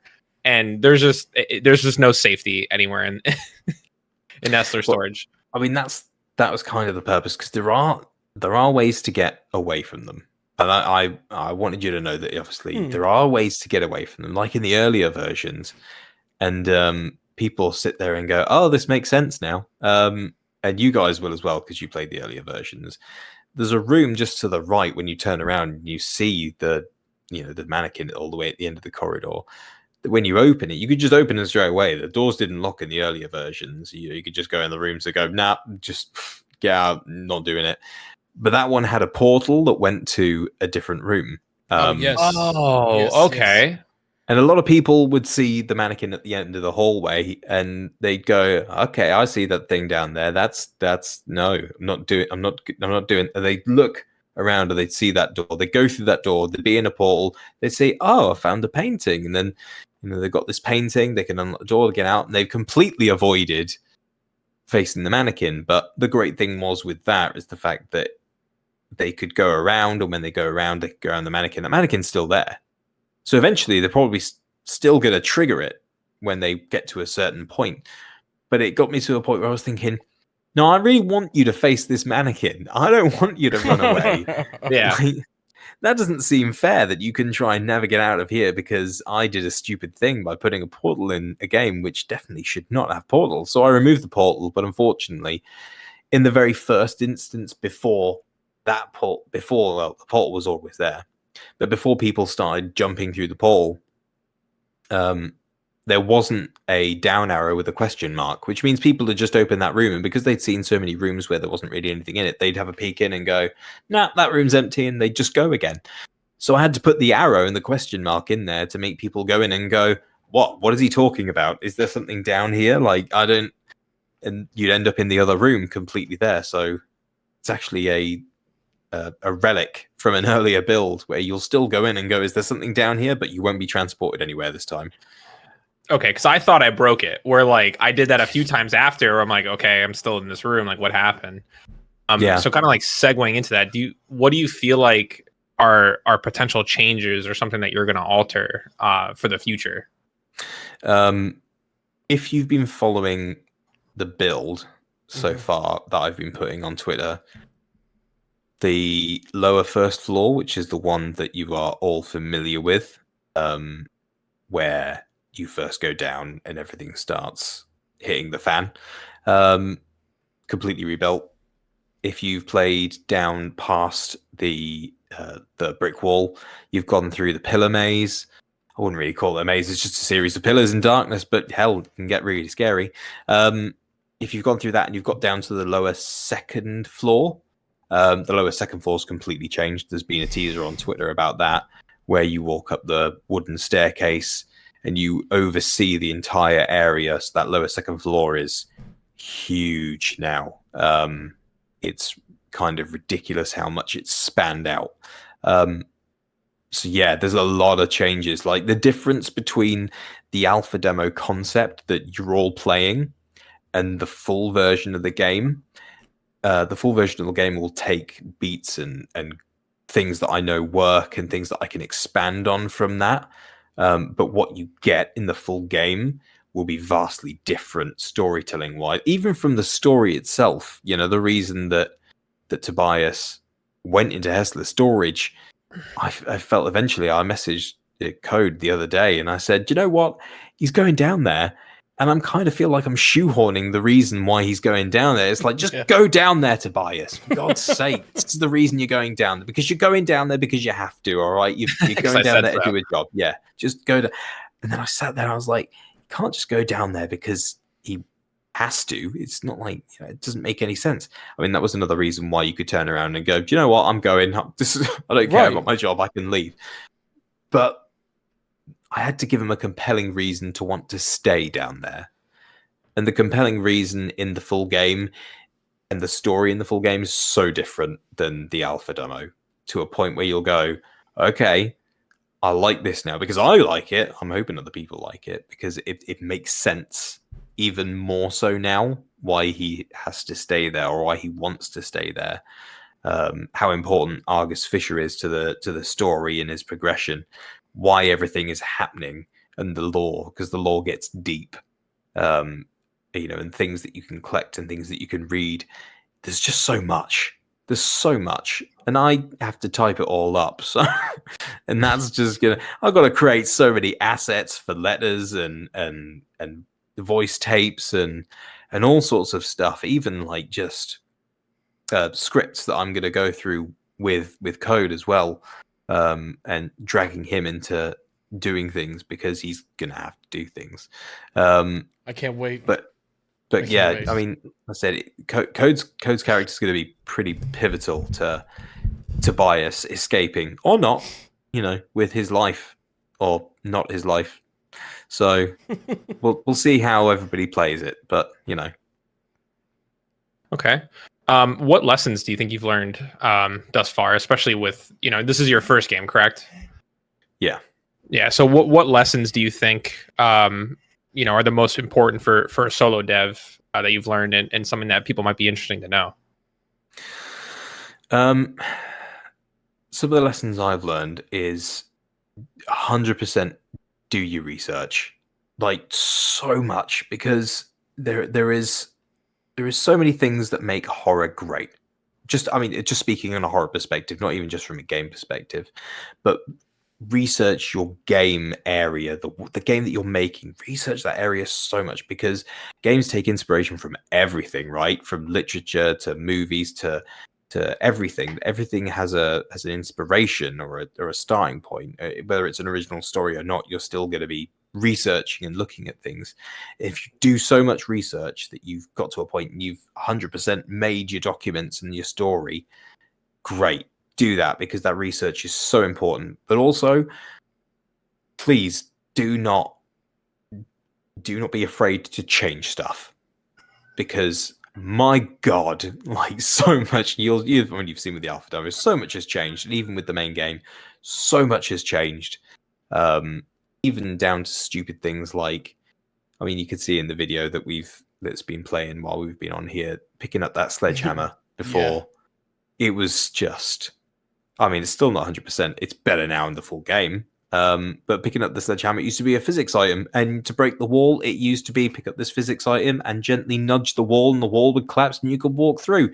It was horrible. But, you know, iterate, research, build upon, change stuff. Don't be afraid to do any of it.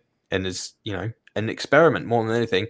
You guys unfortunately for you, have been the guinea pigs for Mannequin, because you've been experiencing the things that I've been sat there going, I wonder if this would scare the pants off someone. And thankfully, it's all worked. But the reason that it worked is because of studying things like sound design of horror movies and how they do it and how they interact with not just,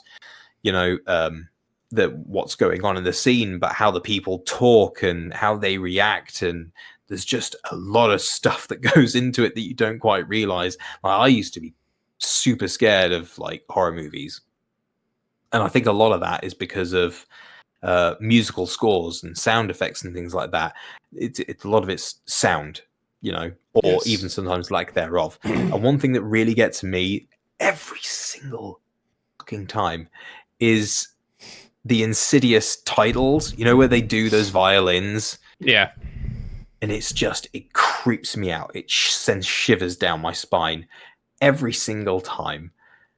But then I watched a documentary on sound design for the Shining. Yes. And how they did the sound design for when Jack Nicholson's talking to his son in the movie, and how you'll notice that the music itself goes up and down with his tones and the conversation that they have. And the more and more I understood it, the less and less I was afraid, because I was like, man, I was just scared of the noises. How stupid am I? But when you break it down into those core aspects, because you've done so much research, you know how to mess with people, you know how to play with their emotions and their feelings. So yeah, research would probably be my main one. Look at everything. Just take it all in. M. Night Shyamalan. You guys know M. Night Shyamalan, the director. Shyamalan, whatever. Shyamalan. Anyway, the zombie version. Yeah, the Shambler. Anyway, so it's funny that you brought up music and sound, right? Because games are very like audio-driven experiences. You good? Yeah, I'm good. Just slip for a second there. I'm in jump scare. But he talked about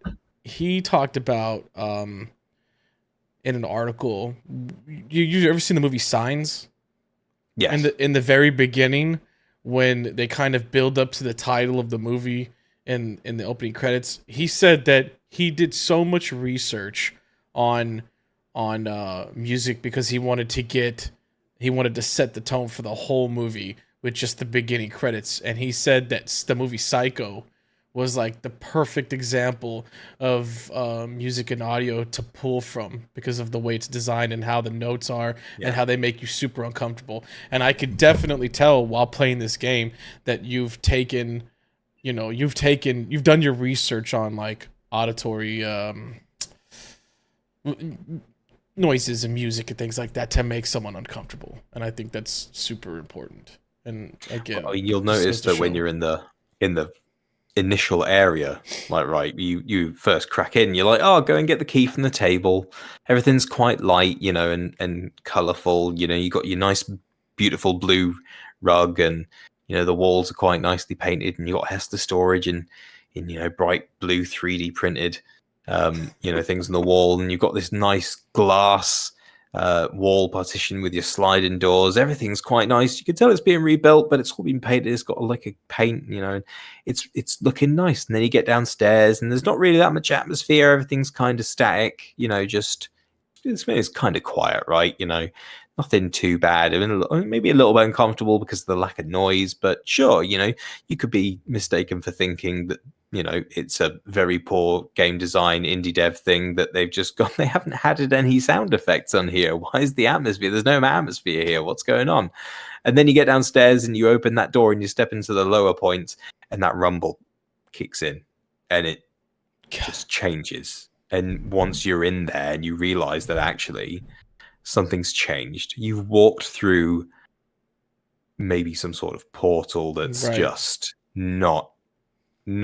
It's not the same. It's grimy. It's dirty. You may have just stepped underground, but it's different from when you were upstairs. And that's the point, is that you've stepped into something that didn't want you there.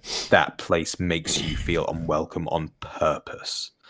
So that's what I really wanted to do. I wanted you to feel uncomfortable the moment you stepped through that door. You nailed it, for sure.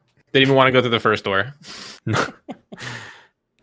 because like I mean I'm a big like I'm definitely a big fear of like the dark kind of guy, and it's like for me in this game it was like what is around this next corner that I have to deal with. So I think sometimes the ambiance is what's going to play like the most psychological toll.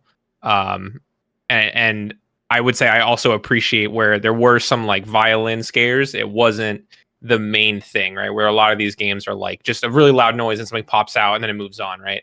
It was a lot of like the unknown and the out of the corner of your eye that was, I think, for me, like the worst. Yeah. Yeah, and there are some things that move in there that you won't always see or notice that don't necessarily have a sound effect, that don't do things that, and I think some of the things you may or may not have noticed. There is a certain, I mean, when you've played the earlier builds, there's a certain mannequin that you'll see next to the TV room that just casts a shadow, right? If you've seen him, kind of stands there. But if you walk past a certain area, he moves away. That's when he activates his little violin bit where he goes ring, and he's just like, it's a bit of a screech and you freak out. But if he's there and you haven't walked past the certain area that makes him do that, he's just stood there. And you notice him if you've got your lighter out, because the lighter is the only thing that will show that he is there, that he has a shadow, and that makes you go, what is that? That is weird. And it's the same thing for the mannequin inside the book room, where when you walk in, you've got your lighter out. It's dark, right? Of course you're going to have your lighter out. If there was an actual light in there, like a ceiling light, you wouldn't cast a shadow. It's your lighter that does it, because it's the natural light that casts the shadow, that alerts you that he is there, his presence is there. And when you get to the full game, once again, there is a mannequin that is invisible to your eye until you get too close. But the way he's there is if you've got your lighter out, because he still casts a shadow from your natural light. And that's like kind of one of your warnings. And if he's walking around, then the lights will flicker if the lights are on. And that's one of the things that I really liked about the full game as well, was because these little features that if you've got your lighter, you can see his shadow, but he's really close at this point because you're casting a shadow with your lighter. So the other triggers around it are the fact that the lights flicker, but a lot of the lights are on a timer. You'll turn them on and they only sit on for 15 seconds, just like if you you live in an apartment building or anything like that, and you've got one of those buttons that you push in and it goes all the way back and then it slowly pushes out and then the lights turn off, just giving you adequate amount of time to, get into your apartment or get out of the building or go down the stairs or whatever you need to do. Just like that, this happens. They turn off. It's to save electricity. Hesslers Storage is an expensive place to run, especially in London. So fuck that. Environmentally friendly. I like it. Exactly. Yeah. So it's a benefit. You're running around. You're thinking, oh shit, I need to turn these lights on, because if I don't, then I'm not sure if there's a mannequin coming, because he doesn't make any noise like the other ones. I love that. Yeah, for sure. I know we want to get to some clips, but I am dying to ask. I don't know if you can give a lot of insight, but what is this fear mechanic that you've been kind of teasing and talking about? Yes. Oh, the fear mechanic. Tell us. As I've explained, Tobias Shaw he's a capable man, but he is just a man. So the fear mechanic plays into, and it's called the fear mechanic because I shoehorned it in and it sounded cool. So it's the first person emotional arc reaction, and the idea is that Tobias Shaw's just a dude. So he's walking around, he's obviously going to get scared, and when you get scared, just like we get scared and anybody gets scared, you have fight or flight. If there are certain elements, should we say, that are in Hesslers Storage which will decide whether or not you are scared or brave. And I say you, I mean Tobias. And it will affect the gameplay.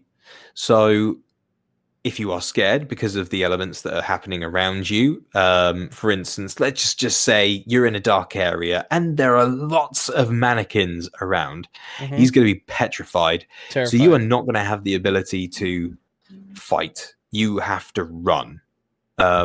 And when you have to run, you have to run, you have to hide, you have to get away. That's it. That's what you can do because you are scared. That flight mechanic kicks in, you've got to run. But if you are brave, it's a bright lit area. There's one, maybe two mannequins around or something like that.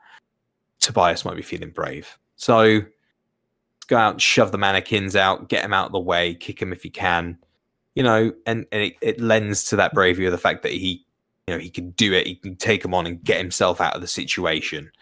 And that's kind of where we're at with it, with the fear mechanic. So, but it affects other things. Like, for instance, if you're really scared and there's loads of mannequins around and you're trying to unlock a door and you've got a key, it'll make it take longer to unlock the door because, as you know, when you're trying to unlock a door and you've got your key, you're fumbling with the key, you're trying to get it in the lock and you're panicking. And that's kind of where it comes from. And there's a lot of panic in Hesslers Storage anyway as a player. So why can't the character experience it as well? That is diabolical. I am. It is a little bit. I'm so excied for that I do because too. I think that was the first time I've ever heard like a fear mechanic get introduced, and it's like when I mentioned it before, other people have said, "Oh, it kind of sounds like the sanity mechanic for Right. for like amnesia and things like that." And I'm like, I started thinking it kind of is, I suppose, but it's just added that benefit of like where it affects the gameplay character themselves as well. And I can't think of anything off the top of my head, but please do let me know if I have riffed off something else, because I cannot think of anything off the top of my head that was exactly the same. Maybe similar. I don't know. I would say maybe sanity mechanics in general are probably the closest, but like the fact that you have a choice and your choice influences the rest of it, I think is what makes it unique in and of itself. Right. I think that's, So that's nothing a comes to my big mind. deal.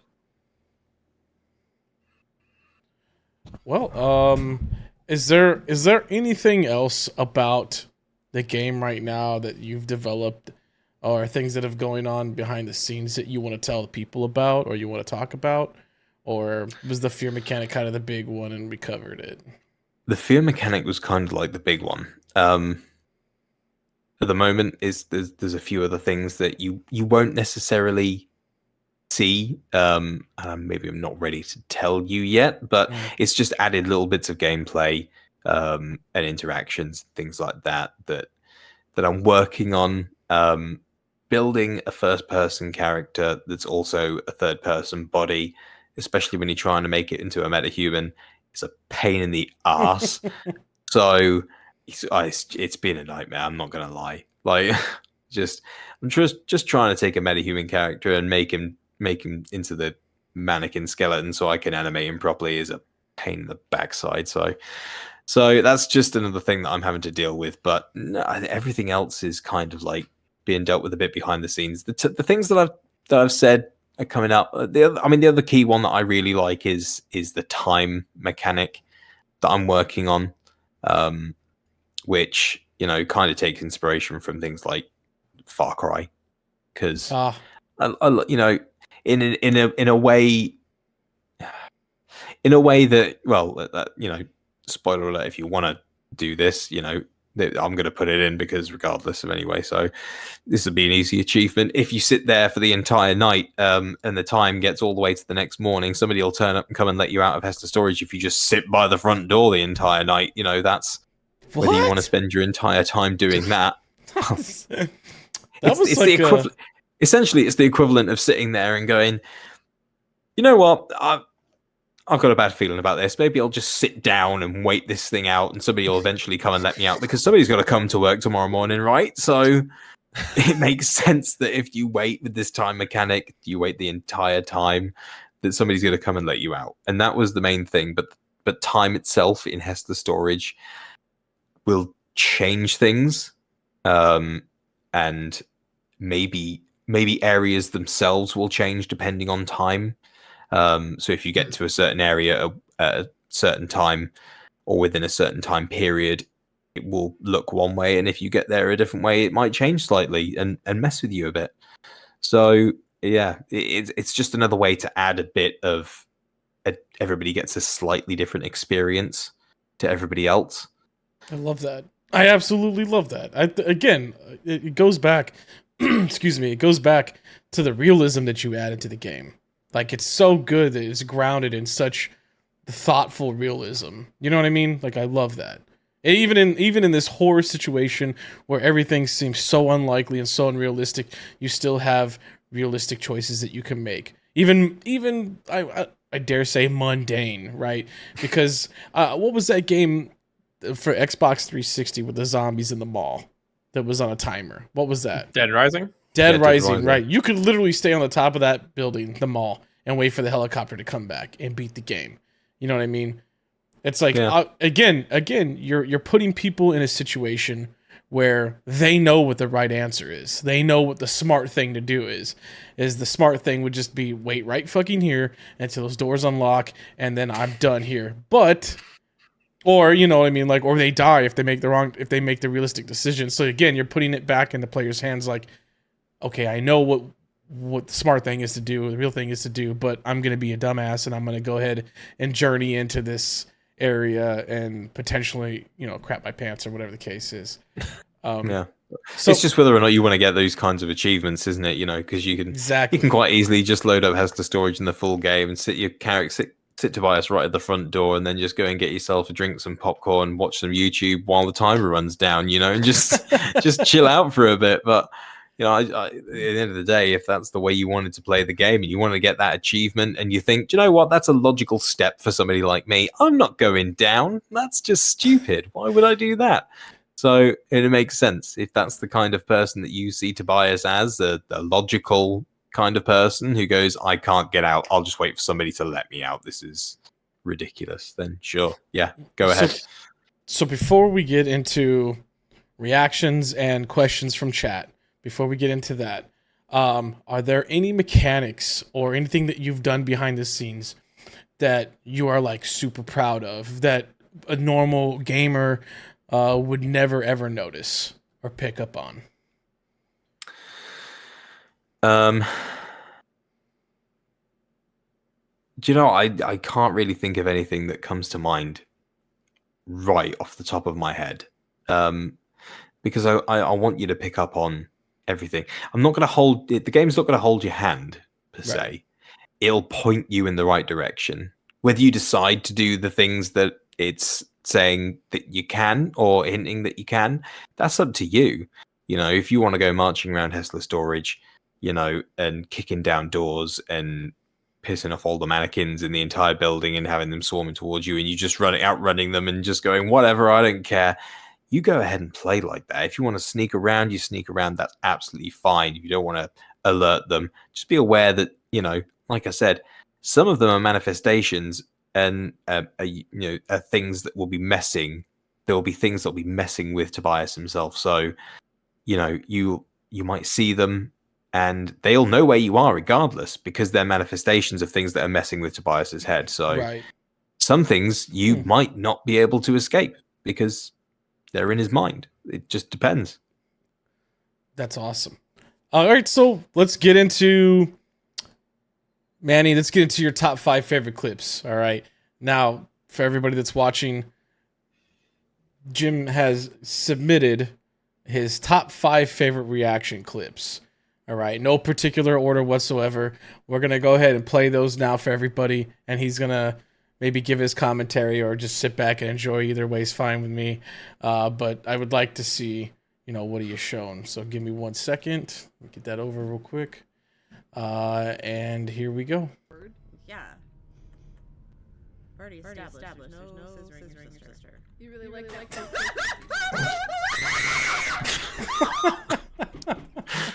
And that's They cringe. just set each other off. It was brilliant. Honestly.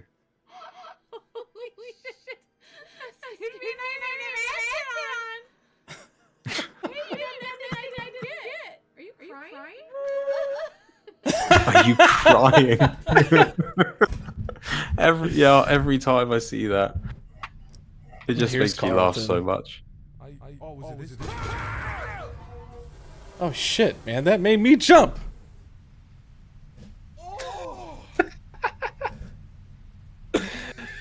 That's so good, dude.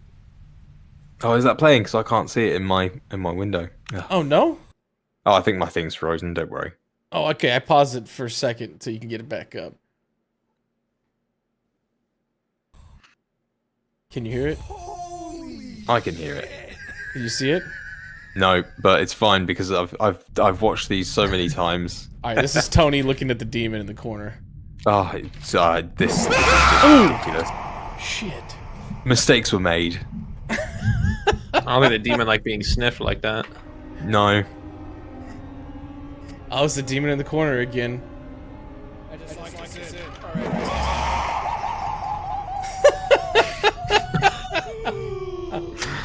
Honestly. Oh, fuck. Okay, hold on. I gotta relight it. Oh, shit. Love it. I gotta relight it there. Up in dust, those mannequins are creepy as And there's Doc. Westworld? Yeah. This is a lot of creepy. Oh, man, come on. Come on. That is so great. I Oh, admit here's that the- I did. There's the bonus one. I can't. Oh. Some of the systems start to mess with my head. Mannequin piece of shit. That's why? Why? Every time. Got me so good. So good. It's almost as if I made it personal, right? It just. It is. It felt so fucking did. personal. I'm glad it felt personal, but definitely the one with Doc. I did lead him up the garden path there. I said, "Oh, great, you can get out of Hesslers Storage now. Don't worry, you can definitely go. Don't worry, go ahead, get out He of was there." just strolling. So he I've was got. just strolling. He was having fun. Man, that game is so. It's. Have you ever seen? I know this is like a segue, or this is like off topic, but have you ever seen House on Haunted Hill? Or Stir of Echoes? Yeah, House on a Hill. Yeah, I have. Okay, do you remember the part? You ever seen like that glitch walk that they always make people do? Like if you ever seen House on Haunted Hill, like the doctor does the glitch walk when he's like walking around, or in Stir of Echoes, the girl, she has like a glitchy type of movement where she's moving normal speed, but it seems almost like fast forwarded and sped up. Like it's so creepy and scary, and you do that with your mannequins sometimes, and it freaks me the fuck out so hard. Does it really? Yes, you have to. I'll get with you later, and I'll show you exactly the movement that I'm talking about. But it absolutely screws me up so bad in my head when I see people move like that. So I've got 4 clips here. I've got 2 from myself, and I've got 2 from BB Cakes here. Are you able to see the movements again? Can you? Yeah, everything's back up now. I Okay. closed the window down and opened it back up again. What about now? Is it still good? I mean, you won't be able to see the video just yet. Okay, so here's Everything's changed. Don't worry. So here's BB Cake's top 2 clips. You know what? I haven't yelled though. I've not yelled yet. I've kept it pretty. I kept it pretty calm so far. Stop!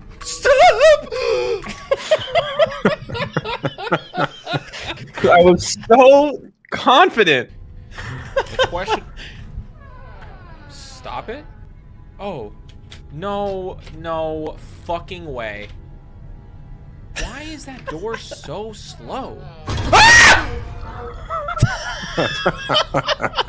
Oh my god! Honestly. you son of a bitch! God, this fucking Mannequin, Hesslers, whatever his fucking name is, the creator. Or her, it's fine. I can hate. You know, my it's bad God. You know what? when the developer gets hate. It's just that It did feel visceral personal. It did feel a little personal. I'm not gonna lie. Man. Yeah, it all feels personal in Hesslers Storage. That's kind of the point. You know, I want you to feel like, why did you do this? Why did you do this to me? I'm not familiar with this language. Oh, what the heck? Okay, so here's my top 2 clips. All right. Well, actually, these were told by the community to me. They were like, these are our favorite clips of you playing this. So I'll play these 2 for you, and you tell me what you think. This bullshit right here, Not familiar with this language. Jim, is the shit that I was talking about We earlier. require someone to take a look at this. Yes, let them know. So, can you understand me? My guard was let so down. For the record, experiment 112 is nodding. Honestly.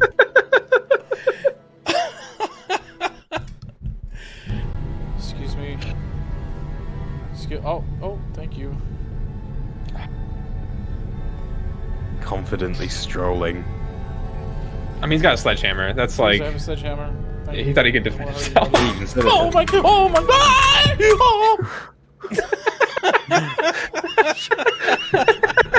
Oh! Honestly. Even with a sledgehammer, you panic. Oh my god, dude. You see what you've done to me in this game? Like, I thought, I was like, yeah, I could fucking knock one of these things out if it comes at me. No, dude. I dropped it and I shit my pants at the same time. It was so bad. Oh. It was so horrible. There have been many times when I've seen you play code, and it's every time it's a lovely experience for me as a horror game developer. You know, to see the reactions of your butt clenching, but I can see it on your face. It's great. You know, It's horrible. I hate it, but I love it at the same time because I'm like, this is great. You know what I mean? Like, I'm helping this man or woman or whoever realize their dream come true, right? Which is to make a video game that effectively gives people a thrill or whatever the case is. And that to me is like a super wonderful experience, right? Even though I feel like I'm suffering through it, you know, but I'm always thinking in the back of my head, I'm like, you know, if someone put their heart and soul into this, right? And this is why I love indie horror games so much, right? This is why I almost exclusively play indie horror games because I feel like AAA studios and the guys that do pre-orders on the things, like, they don't really have the heart and soul into it the way someone like you does in this game. You know what I mean? You put your blood, sweat, and tears in it, and then someone like me gets to go in there, experience it, and you get to watch me do that. And there's just something about that entire symbiotic relationship of making each other happy that I absolutely adore and love. So I think that's 100% one of the reasons it's weird, but it's kind of like that dopamine hit that you get when you're standing around the corner waiting for a loved one to come, just to jump out and scare the crap out of them because you know you enjoy doing that. And you're just right. It's so funny. They get scared, you laugh, they laugh, or they hit you, one of the two, and it's hilarious because it's just fun to do. But actually, not having to be there and not suffer any repercussions and just see the person scared is so much better. But it's funny to see it all happen, to see everybody's reactions, and everybody gets scared differently. So it's just fun to see. And I even just when you were listening to the tape recording and you turned that TV on, and how high pitched you go, it like I said, it's just so funny. It still weirds me out to hearing my own voice a lot across the internet. It's just I love it. I'm not 100% used to it because as you know, you're like the only other voice in the entire game. Everything else is me, which is super weird. But that's a budget limitation again. we will actually get into that here in a few minutes. But moving forward, I'd like to go ahead and open chat up to some questions for Jim here. Dread Passenger, aka Manny, aka Mannequin. So Chad, if you have any questions whatsoever, please feel free to go ahead and type them in chat now. We'll snag, 5 to 10 questions out of there real quick. We'll ask him and let him give his answer. Oh man, there was some. I keep looking over here at chat, and I saw some really good questions earlier. I can't remember any of them. Let's see. Oh, here we go. Here's one from Breakfast at Noon. He asks, is VR a thing you are interested in, or is it not worth the investment? It's wonderful. VR would be amazing in Hesslers Storage because I would love personally to see you dive through your window in response to my game. Wow! There's no way you just fucking brought that up. Oh my god! It was a brilliant reaction. So, you know, no way. If you're hurting yourself at the expense of my game, it's hilarious. But however, so VR is something I would love to see people experience, because I think it would be much worse in Hesslers Storage. So it depends on how well the game does. You know, if I can bring it to VR. I don't own a VR headset myself, so having the ability to do that and test it and make sure it all works is something that I would have to invest in if the game does well, and I'm hoping it does. So we'll have to see. But yeah, it would certainly be interesting to see the scares from that perspective, and certainly you reacting to the code. So and we have another question here that comes from Jax Romero, and she asks, do the kins all have names?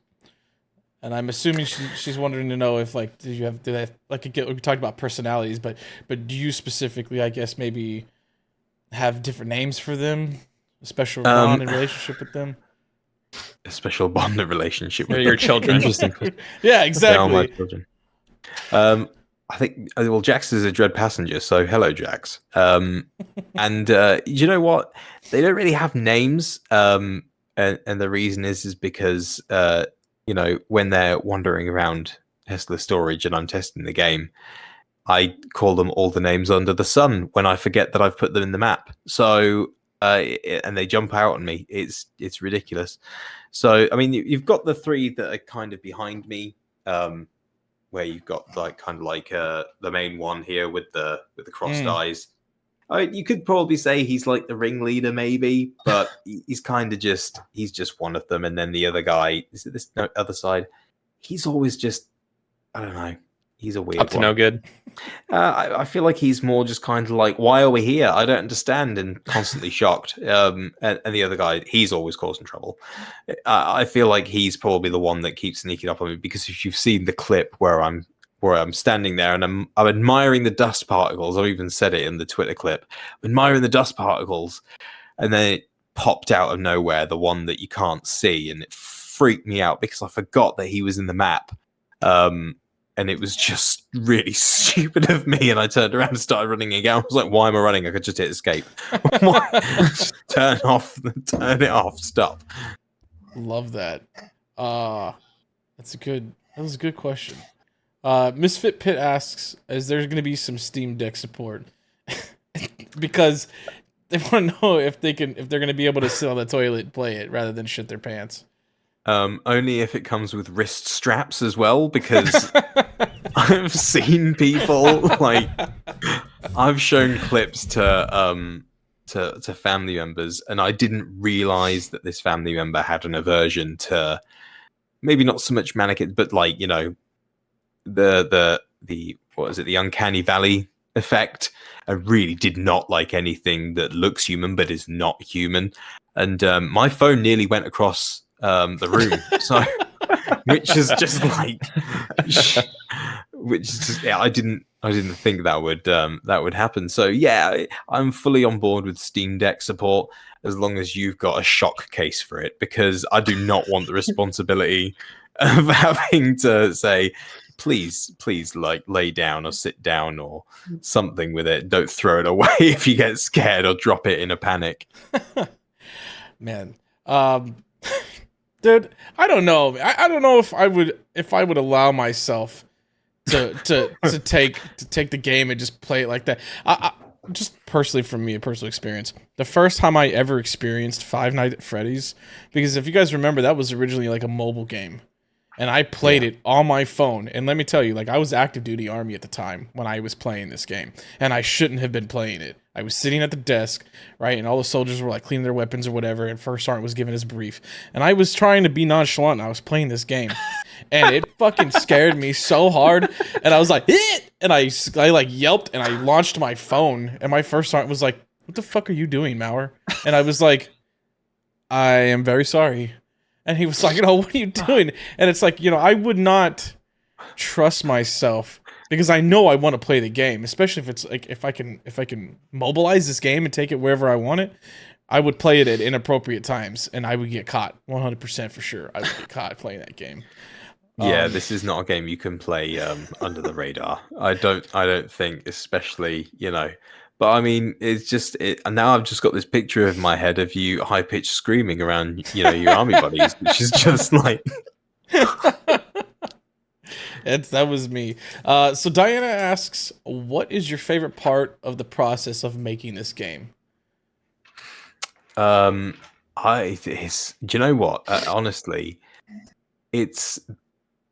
I've got so many favorite parts. I enjoy the whole process, but at the moment, I'm really enjoying building the levels, and not just the levels, but how the levels as well affect the lore. I love games with a deep story and lore building and things like that. So it's like when we were talking earlier, Bologna, is about the having game theory and things like that, covering the game and cracking into it and really cracking into the story and what's going on in Hesslers Storage, or their interpretation. That's what I really enjoy doing. So yeah, definitely level design itself and making it creepy as possible, but also the reason why it is like that as well, from a lore standpoint. Okay.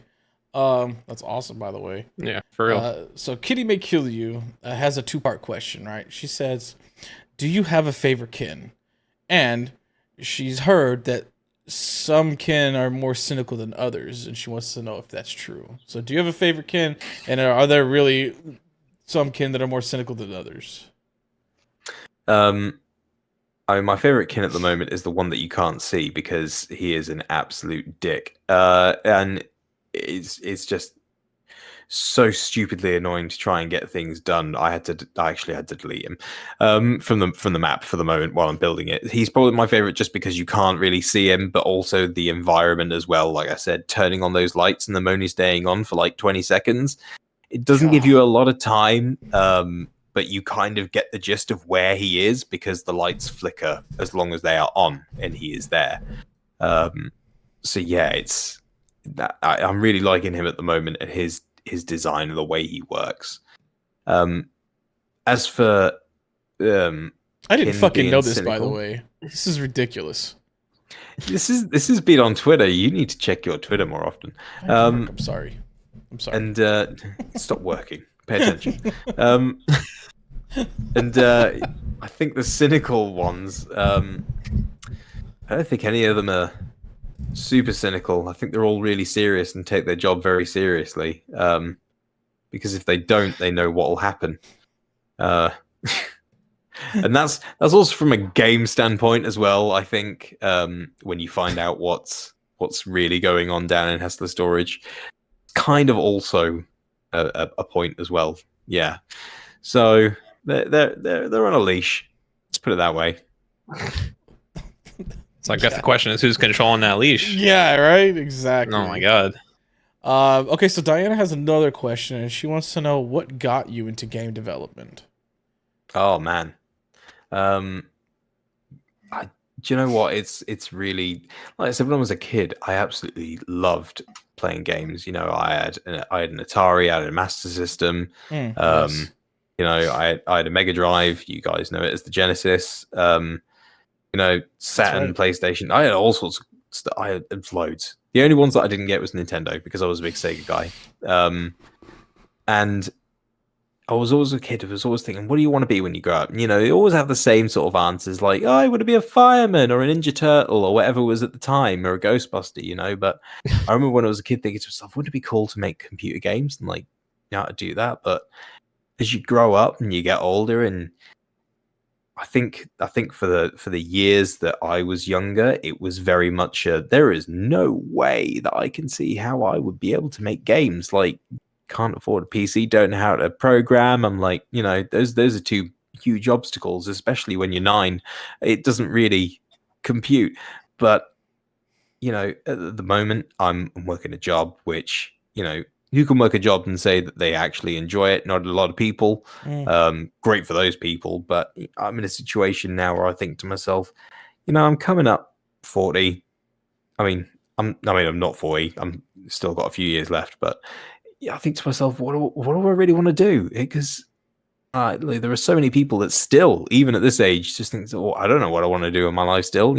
People chop and change jobs all the time. They just kind of do what they need to do, falls into their laps. And when I thought about it hard, I was like, I really would love to make a game. And now it's never been more accessible.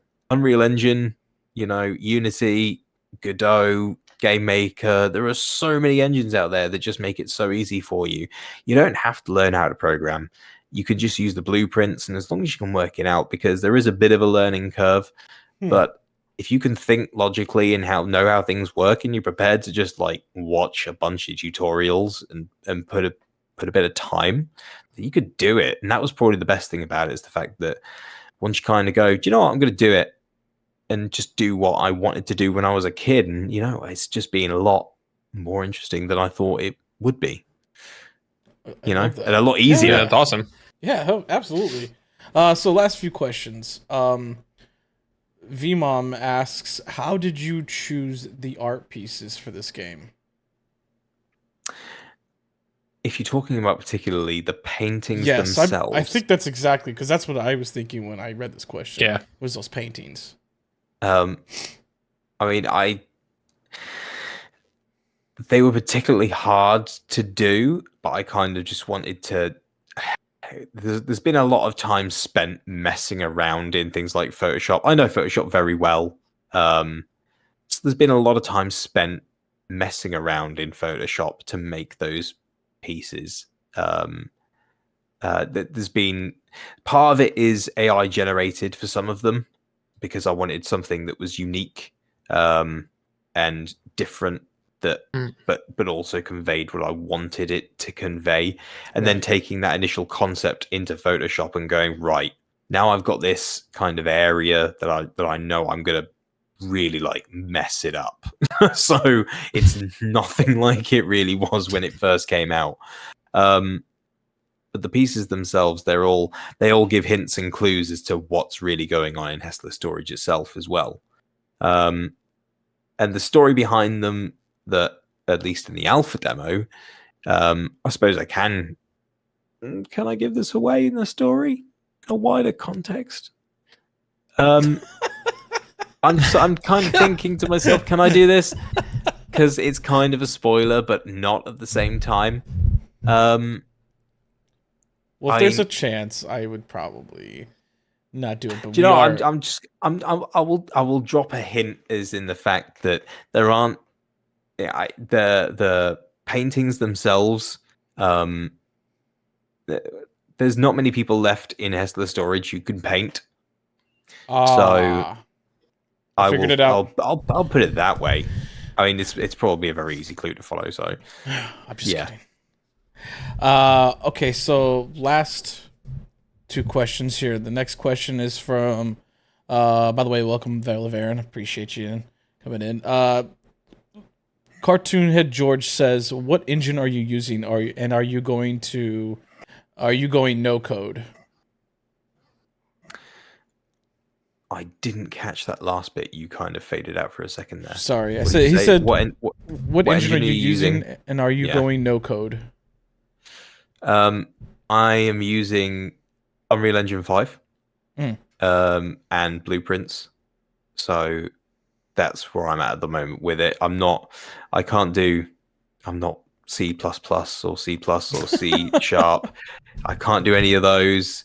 I've got some basic Python programming and things like that, but I am not a programmer in that sense of it. So yeah, Unreal Engine 5 and Blueprints, which have been brilliant and really powerful and doing everything that I need them to do. Maybe eventually, when I have the time, I'll learn what I need to learn to do, to make it run faster. Because there's pitfalls with using Blueprints over actual code, because code will run faster than the Blueprints. That's one of the things. So when you've got a huge game that requires a lot of stuff to happen, and you don't want it, you want it to run efficiently, then you need to use code. If it's not ridiculously vast, there aren't hundreds of things happening and things that need to be ticked and monitored and constantly on the go, then blueprints are fine. There's no issue with them. Interesting. Okay, so our very own Channel 13 Horror, right, who we are in association with, coming through. Everybody here knows who Channel 13 Horror is at this point. Fucking stupid question. Says, has the game got a no jump scare mode? And if so, could you delete it, please? The game doesn't have a no jump scare mode, unfortunately. It will have a slightly easier mode, where it's not really a spoiler because it's going to go in anyway, regardless. Where all the mannequins will have googly eyes, so you won't have to worry so much about the mannequins. Get the fuck out of here, bro. That's so much worse. Oh my god.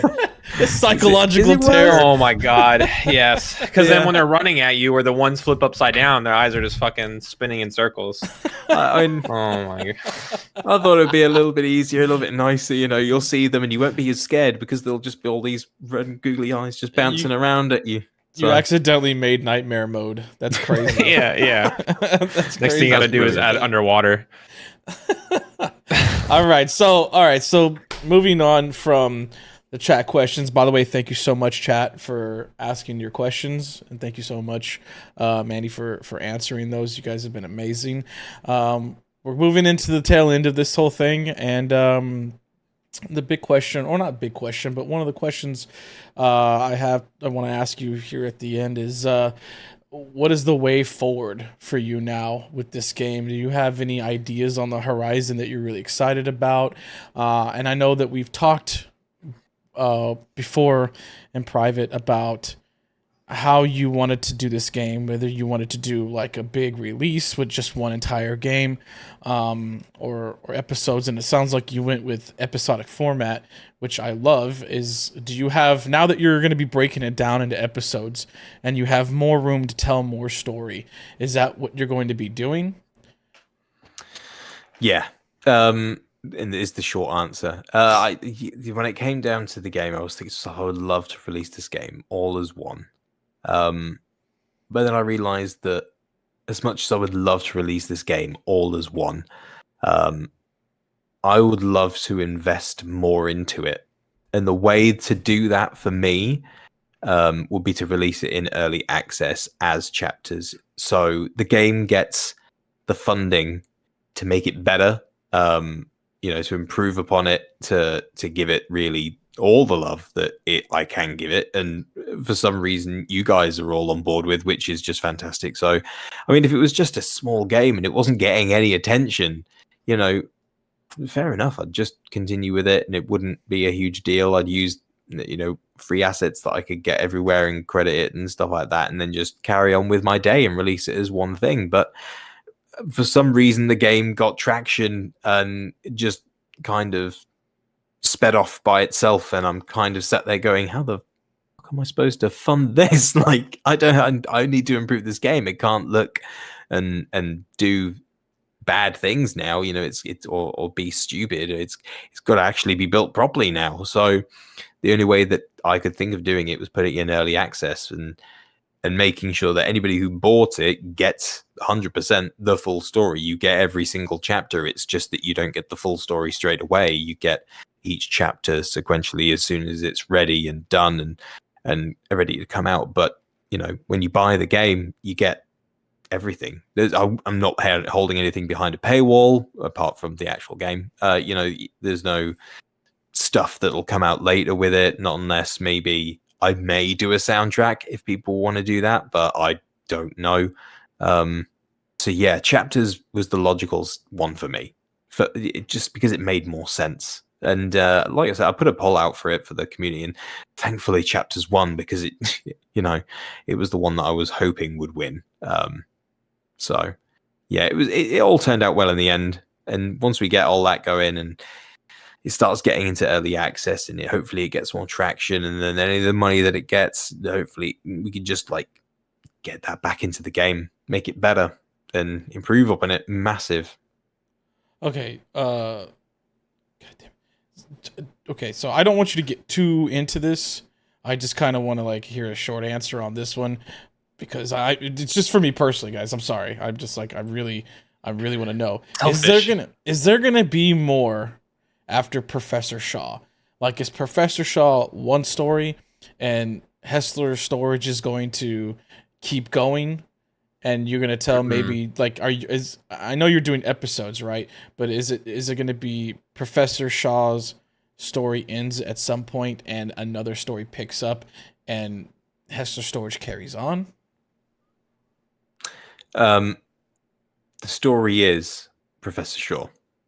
Ah, okay, great. Then episodes is so definitely the way to go. Carries the whole thing. Are we gonna get more backstory? Because from what we know of him now is he's a professor, right? Like, are we gonna explore a little bit of his backstory as we progress? You will get to know Professor Shaw a lot more through your course in Hesslers Storage, because his story is inevitably intertwined with Hesslers Storage, and there are aspects of it of why he's gone there in the full game. As I said, that's different to the demo. So the alpha demo itself is one story that has changed because, like I said, I felt it shoehorned it in. Didn't make sense for him for why he's gone, but his story is intertwined with Hesslers Storage. Diana said something to chat, which reminded me of something that you said to me before. And I know you don't give me spoilers, and I've told you not to give me spoilers. You said the story is Professor Shaw, and Hesslers Storage is just kind of one location. Is there going to be Professor Shaw in different locations going forward? I mean, maybe not in these episodes. Like maybe there's a season 2, maybe in a different location. There is already a draft for Hesslers Storage 2. Fuck yeah, let's go. Sorry. We're franchising Hesslers Storage. Fucking let me calm down for a second. Okay. That is quite the reaction. I love this shit. I love the story. There is an early draft for Hesslers Storage 2. Because it's, I mean, the reasons, can't go into them, but you'll find out when you play. So, okay. But mainly reasons, yeah. But yeah, there'll be a Hesslers Storage 2. As well, as long as this game does well, because otherwise I can't afford another one. Chat, this game will do well, right? It will do well. But I'm certainly hoping so. It seems to have, picked up a bit more attention than I thought it ever would. Like I said, strangely. I mean, you just hit. Sorry, go ahead. No, you go ahead. I was gonna say you just hit 700 follower wish list, right, on Steam? Yeah, 7. Yeah. I didn't expect that many. I've got a very good friend who actually I was just going to stick it up in itch.io and kind of go, it's my first game, yay, here we go. It's kind of out there, and that's just kind of fire and forget kind of scenario. And he turned around and he said, oh, well, I think you've got, maybe this game's got some potential. Why don't you put it up on Steam? And I was like, why? Because to put it up on Steam, it costs a lot of money. Like, it's not just like chump change or anything like that. I suppose it is if you're a big time developer. It's just you can bang them out, who cares, whatever. But in England, it's a pretty dire situation at the moment for everyone. But it costs a lot of money. But he turned around and he said he's quite a lovely guy. He just said, oh, I'll pay for the fee to go on Steam. And I was like, no, you are not doing that. And he was very insistent. And I said, well, Lynn, you're at least getting a special thanks in the game if you're doing this. But he was very insistent. And then we got up on Steam, and it kind of stemmed from there, which was just crazy that it's actually come to this point. Like I said, that once it went up on Steam and the alpha demo went out, it just picked up. People started noticing it, playing it in demos and on their streams and on YouTube and covering it. And I was like, why? What's going on? It didn't make any sense to me of how this picked up. So probably more or less, it was more this guy that pushed me that it got this big. Otherwise, it probably just would have faded into the background on itch.io. Yeah. And I probably picked up also because, like Chat is saying right now, it's not a shit game. Like, it's a fantastic game. It's a fantastic game. It's a fantastic experience. It's like, It's just fun. Like is. overall, it's just like the experience is great. Yeah, like you just want to keep like you want the professor to succeed in his journey, kind of thing. But you also want him to you want to see where he goes. But yeah, I personally don't think this game could have faded into the background because of, especially like on itch.io itself, like there's so many of those games where it's like, oh, my first game, haha, and it's like 5 minutes.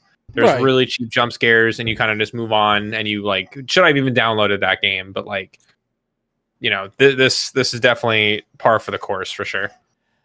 Yeah, I suppose what I really meant is just that, you know, but the amount of games that were on it, are on itch.io, it wouldn't have been noticed. You know, there are so many games on there, and it would likely have faded. Yeah, nobody would have noticed it. It would have been released. It would have been nothing. But thankfully, because, you know, my friend pushed me to put it on Steam, and you know, he paid for that to get on Steam because he's just, like I said, he's a fantastic guy and he really supported me.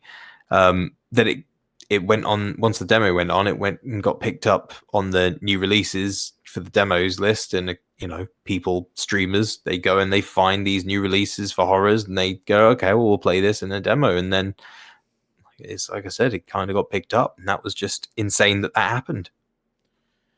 Well, speaking of friends and support and everything like that, how are you liking the horror fam community? Like, you know, Channel 13 Horror, you got your own Discord now with a bunch of fans and stuff like that. Like, how are you enjoying that?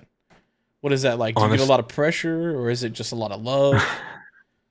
You know, it's honestly, and it's going to sound super strange, and it might do, but it won't to you because you're in it.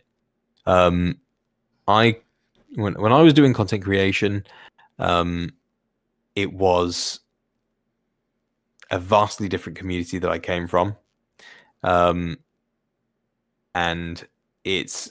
this is so different. Like, it's so different. There are so many wholesome people who do horror, right? Yeah. There are so many people supporting each other that just want to play games and have fun. They're not looking for any drama. They're not looking for any crap. They just want to play games and have that ridiculous dopamine hit from being scared. And not only that, when they do get scared and they've had fun, they want to share it with other people, and then it moves past and gets passed on and passed on and passed on. And that's what I love about the horror community, and especially the horror game community, the horror family, because it's just full of support and lovely people, and that's kind of like what I really do put towards the community for Mannequin as well. And I mean, if you've been in the Discord, there's a section for new people when you become a Dread Passenger. Yep. That I've literally said on there, the world's on fire enough without us adding to it. So let's just all be good and nice to each other. We're all wholesome, you know. So I don't want anybody to have any bad things, or any drama or any issues with each other. But I didn't think and don't think it will happen because of how supportive everybody is. It's just amazing, honestly. Actually, I make that joke a lot where it's like the people who kind of put themselves through such psychological torture are like the kindest and like some of the sweetest people. It is so weird. But also, you're the sort of people that you get at school who, you know, touch the electric fence when you're on a field trip and go, ooh, and then turn to their friend and go, hey, touch that. Yeah. Or you just grab their hand while you're touching it. You're like, you got to feel this. Yeah. You want to share that experience in a weirdly positive way. You're my best friend. Come and be electrocuted with me. You know, just and that's the horror community. Please share in this pain. That's such a true statement. Speaking of sharing in the pain, so as we kind of talk about the way forward, you know, with Mannequin, do you have any openings in your workload that you're trying to look for help with or anything like along those lines? Currently, like I said, I am on a thimble budget. My shoestrings are small and very, very thin. So as anything like pay positions, I got nothing. I mean, the only things that I may have a budget for are going to be things like making the mannequins, not the Unreal Engine standard ones that come with it. But as people have pointed out, that is the most innovative use of an Unreal Engine mannequin that they've ever seen, which is a nice compliment when it's been retextured and stuff like that. It just goes to show that even base things that come with an engine can still scare the shit out of you. So if used properly. So yeah, eventually I need a 3D modeler really to do that sort of thing and help with that. But really, the main thing that I wanted to help with, the main thing that I built the Dread Passengers for, was to help get the game out there, to let people know that, hey, I would love help with this game, and getting people out there because you all love it. So let's see how many other people will as well. We can help spread the word. That'd be amazing. Absolutely.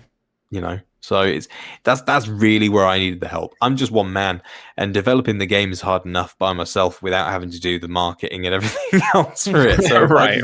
If I can enlist people to help me, then it really does make a difference. For sure. What advice would you give any devs or aspiring horror fans to help them become successful? Because you said you did a little bit of content creation as well, so kind of both aspects of it. Which one do you want? Do you want the dev or the content creator? Whatever you want. Oh God. I mean, honestly, I kind of said this the other day, even on Twitter, is just like, make sure that you align with people that have the same values as you, because it's a big wide world on the internet. You're not going to agree with everyone, and that's absolutely fine. But like you wouldn't agree with everybody on the street, just don't hang out with the people that don't agree with you. It's not necessary to have the drama, because the drama creates the stress, and the stress around content creation is bad enough. With trying to edit the videos and make sure you have content and make sure people know that you have content and trying to build an audience and trying to build a community. It's huge. So the other piece of advice that I probably give is take a damn break. For the love of God, just go and rest up, rest your mind, chill out, because people come back. You build a community, and the community knows when you're there, and they'll come back and they'll see you, and they'll be there for you because that's your community. You built these people up with you, that everybody's coming along for the ride. That's mainly the message that I promote. If you're coming along for the ride, we can all help each other and pull each other up. So align yourself with people and take a rest. Very cool. Absolutely. So we're kind of at the end here, and I just want give you this opportunity to let everybody in chat and the community know what are some things you got going on in your life, and what are some things that you're looking forward to besides the game. Oh man, realistic. I'm a dad. I've got 2 beautiful daughters. Lights of my life, and I'm being a dad, being a husband, it's all very time consuming along with the full-time job. So, and then you're doing this as well. This is kind of like my whole thing. So if I'm not doing this, then maybe once a month I'll get to play D&D with some guys that I know, which are very lucky to get, because like I said, you get burnt out, you need downtime, and sometimes you just need to escape from everyday real life. So some people play computer games, some people go and play D&D, some people cosplay, some people get high or whatever, just they do whatever they need to do to get out of their own minds. And that's what I do. I play computer games, or I play real life versions of computer games, which is just D&D. So go and do those things. I'm pretty active as a guy as well. Cycle to and from work, play football, things like that. Just anything to keep myself ticking over so I don't become a mess of a person. And my mind goes to pot. Because I think everybody at some point is going to have something in their head that's just sort of screaming at them. So definitely take that time to make sure that you're looking after yourself. So I'm really looking forward more than anything to getting this game out so I can see you shit yourself again, Code. Absolutely. That's really what I'm really looking forward to. Just, seeing you duck for cover under your desk or just Jump through a window. Jump through a window, you know. Why are we talking about that? It was an accident. Okay. I mean, I hope you didn't purposely try to do that, man. Yeah, that fucking VR, whatever. I hate VR so much. The fact that question was even asked by the one person that I know is the reason why I even played that VR game in the first place. Like, I just know that he wants to kill me. So, but BolognaB0Y, do you have anything else for James here? No, man. I think this was very cool. I'm very happy that I was allowed the privilege to kind of pick your brain a little bit and kind of pull that veil over, and humanize more of the process, right? And just want to extend my thanks again, man, because not everybody would want to do that, and you were jumped right into it and just gave us the time of day, so it was really cool. No, I'm so glad that I got to get on. It's, as you know, life comes at you from all sorts of angles, so I was worried that I wouldn't have the time, whether it was one thing or another, or like I said, life comes at you. So could have been everybody's sick in the house and all of a sudden I've got to go because everybody's like throwing up all over. That's just right. Life, right? So getting the opportunity to speak to you guys more than anything is probably the highlight of my day, if I was honest with you, for today. So I get to tell you guys and talk to you about stuff that I don't really get to talk to anybody else about. When you're a dev, and especially when you're a solo dev, the only other people that you really get to talk about, or talk to, should I say, that will understand are other solo devs. But solo devs are busy, man. Like we got things going on. It's hard to talk about that stuff. So actually getting an opportunity to sit down for a good few hours and just shoot the shit and talk about a game that you're making with people that are actually interested is rare and actually a breath of fresh air. So very cool. Well, thank you so much, James. We are absolutely honored to have you on and talk. And and as everybody knows, this is Behind the Scream's first episode, and I don't think that there could have been a better guest, a more perfect guest to kick off this series, other than you, who has been an absolute pillar in the horror fam community. You're tied in everywhere. Everybody knows at this point who Mannequin Hesslers Storage is and who Dread Passengers are.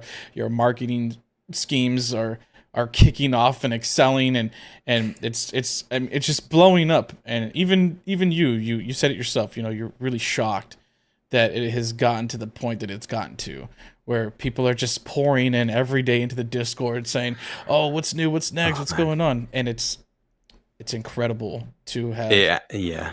It has honestly been incredible. I mean, I've got so many applications to go through now. It is crazy. I started getting out applications. I think it was the day before, a few more the day after, and then a few more the day after. And I've kind of had to go, I don't have time to go through all of them now. I really should put a stop date on this, which is, if you are watching this and you haven't applied, it is tonight.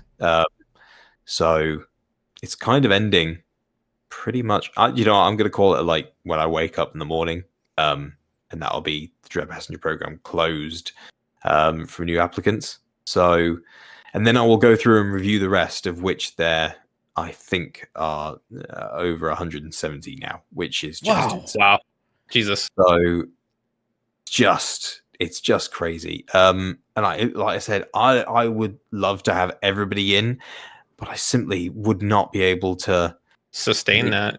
Yeah, myself. I'm not a community manager. If I had a team, then yeah, great. But once again, that is a whole different bag and kettle of fish, which is a damn shame. But I like to make sure that I get those messages out to everybody individually. You guys have both received a personalized email. Everybody that's in the Dread Passengers have received a personalized email. Yep.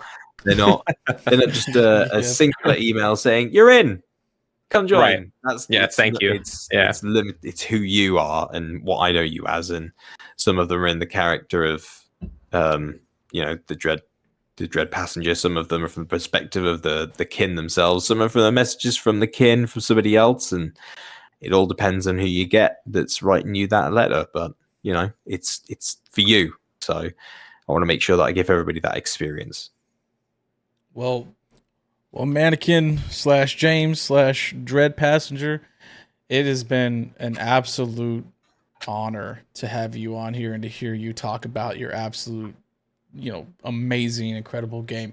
For those of you in chat that haven't played it or know what he's talking about, here are the links right here. The BolognaBoy's putting in chat. Please check it out. Please go join the Discord. Get your applications in to be a Dread Passenger, because I promise you, however many episodes you have coming out right now or plan on releasing, it's going to be one of the best rides that I can think of. I believe it'll be 3 episodes. Oh my god, I am so freaking excited, and I'm going to be there. At least anyway, I'm going to be there every step of the way. I know BolognaBoy. I know all of Channel 13 Horror is going to be there. People in Replayability Gaming and XD Gaming are going to be there. It's going to be absolutely fantastic. And once again, I am extremely honored. I know. I never thought that we would ever be here doing this, talking to each other with friends, with indie game developers, a guy that plays scary games. Like, this is just a wonderful experience for me, and I hope it is for you as well. 100%. It's been wonderful to see you evolve as well, especially your content. You've come on leaps and bounds even since you first played the first alpha demo, and that was only months ago, So it's wonderful to see everybody moving on and growing, because everybody is in this community, and that's the wonderful thing about it. Well, thank you, James. I really appreciate that, and thank you, BolognaBoy, for hosting a this. Pleasure, with man. me and an honor. It's an honor for me as well.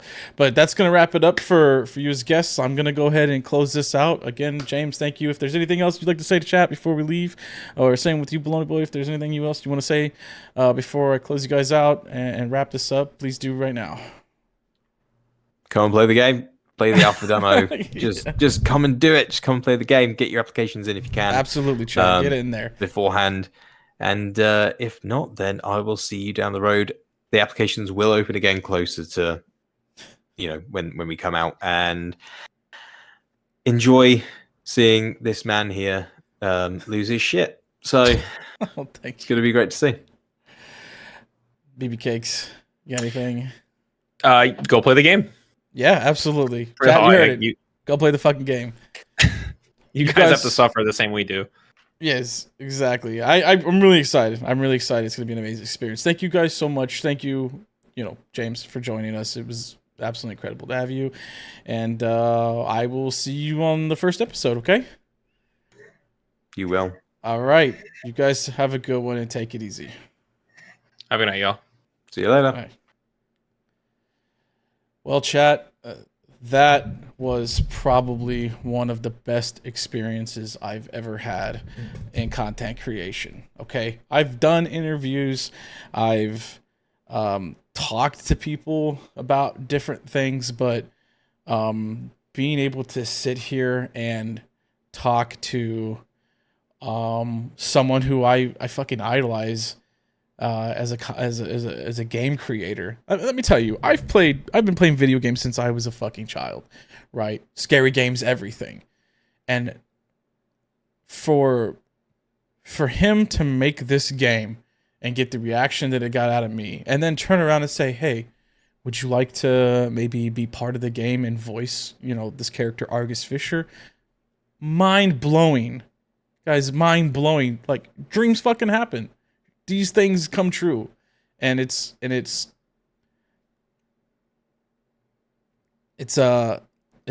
quite the experience. It is quite the experience. I want to thank all of you for coming in today and hanging out. It's you guys are amazing. You guys are wonderful. I am so sorry I wasn't able to talk to you all as much as I could. Today's Behind the Screams show was all about the game developer and telling his story and letting you all experience and hear the things that he has to go through in order to bring the product that he's brought to us out there. And I am so lucky and happy to have been that avenue of approach to you guys. I don't know what the fuck your word is, but to be the guy that brings that to you all, it's an absolute pleasure. My calculations are correct. When this baby hits 88 miles per hour, you're gonna see some serious shit.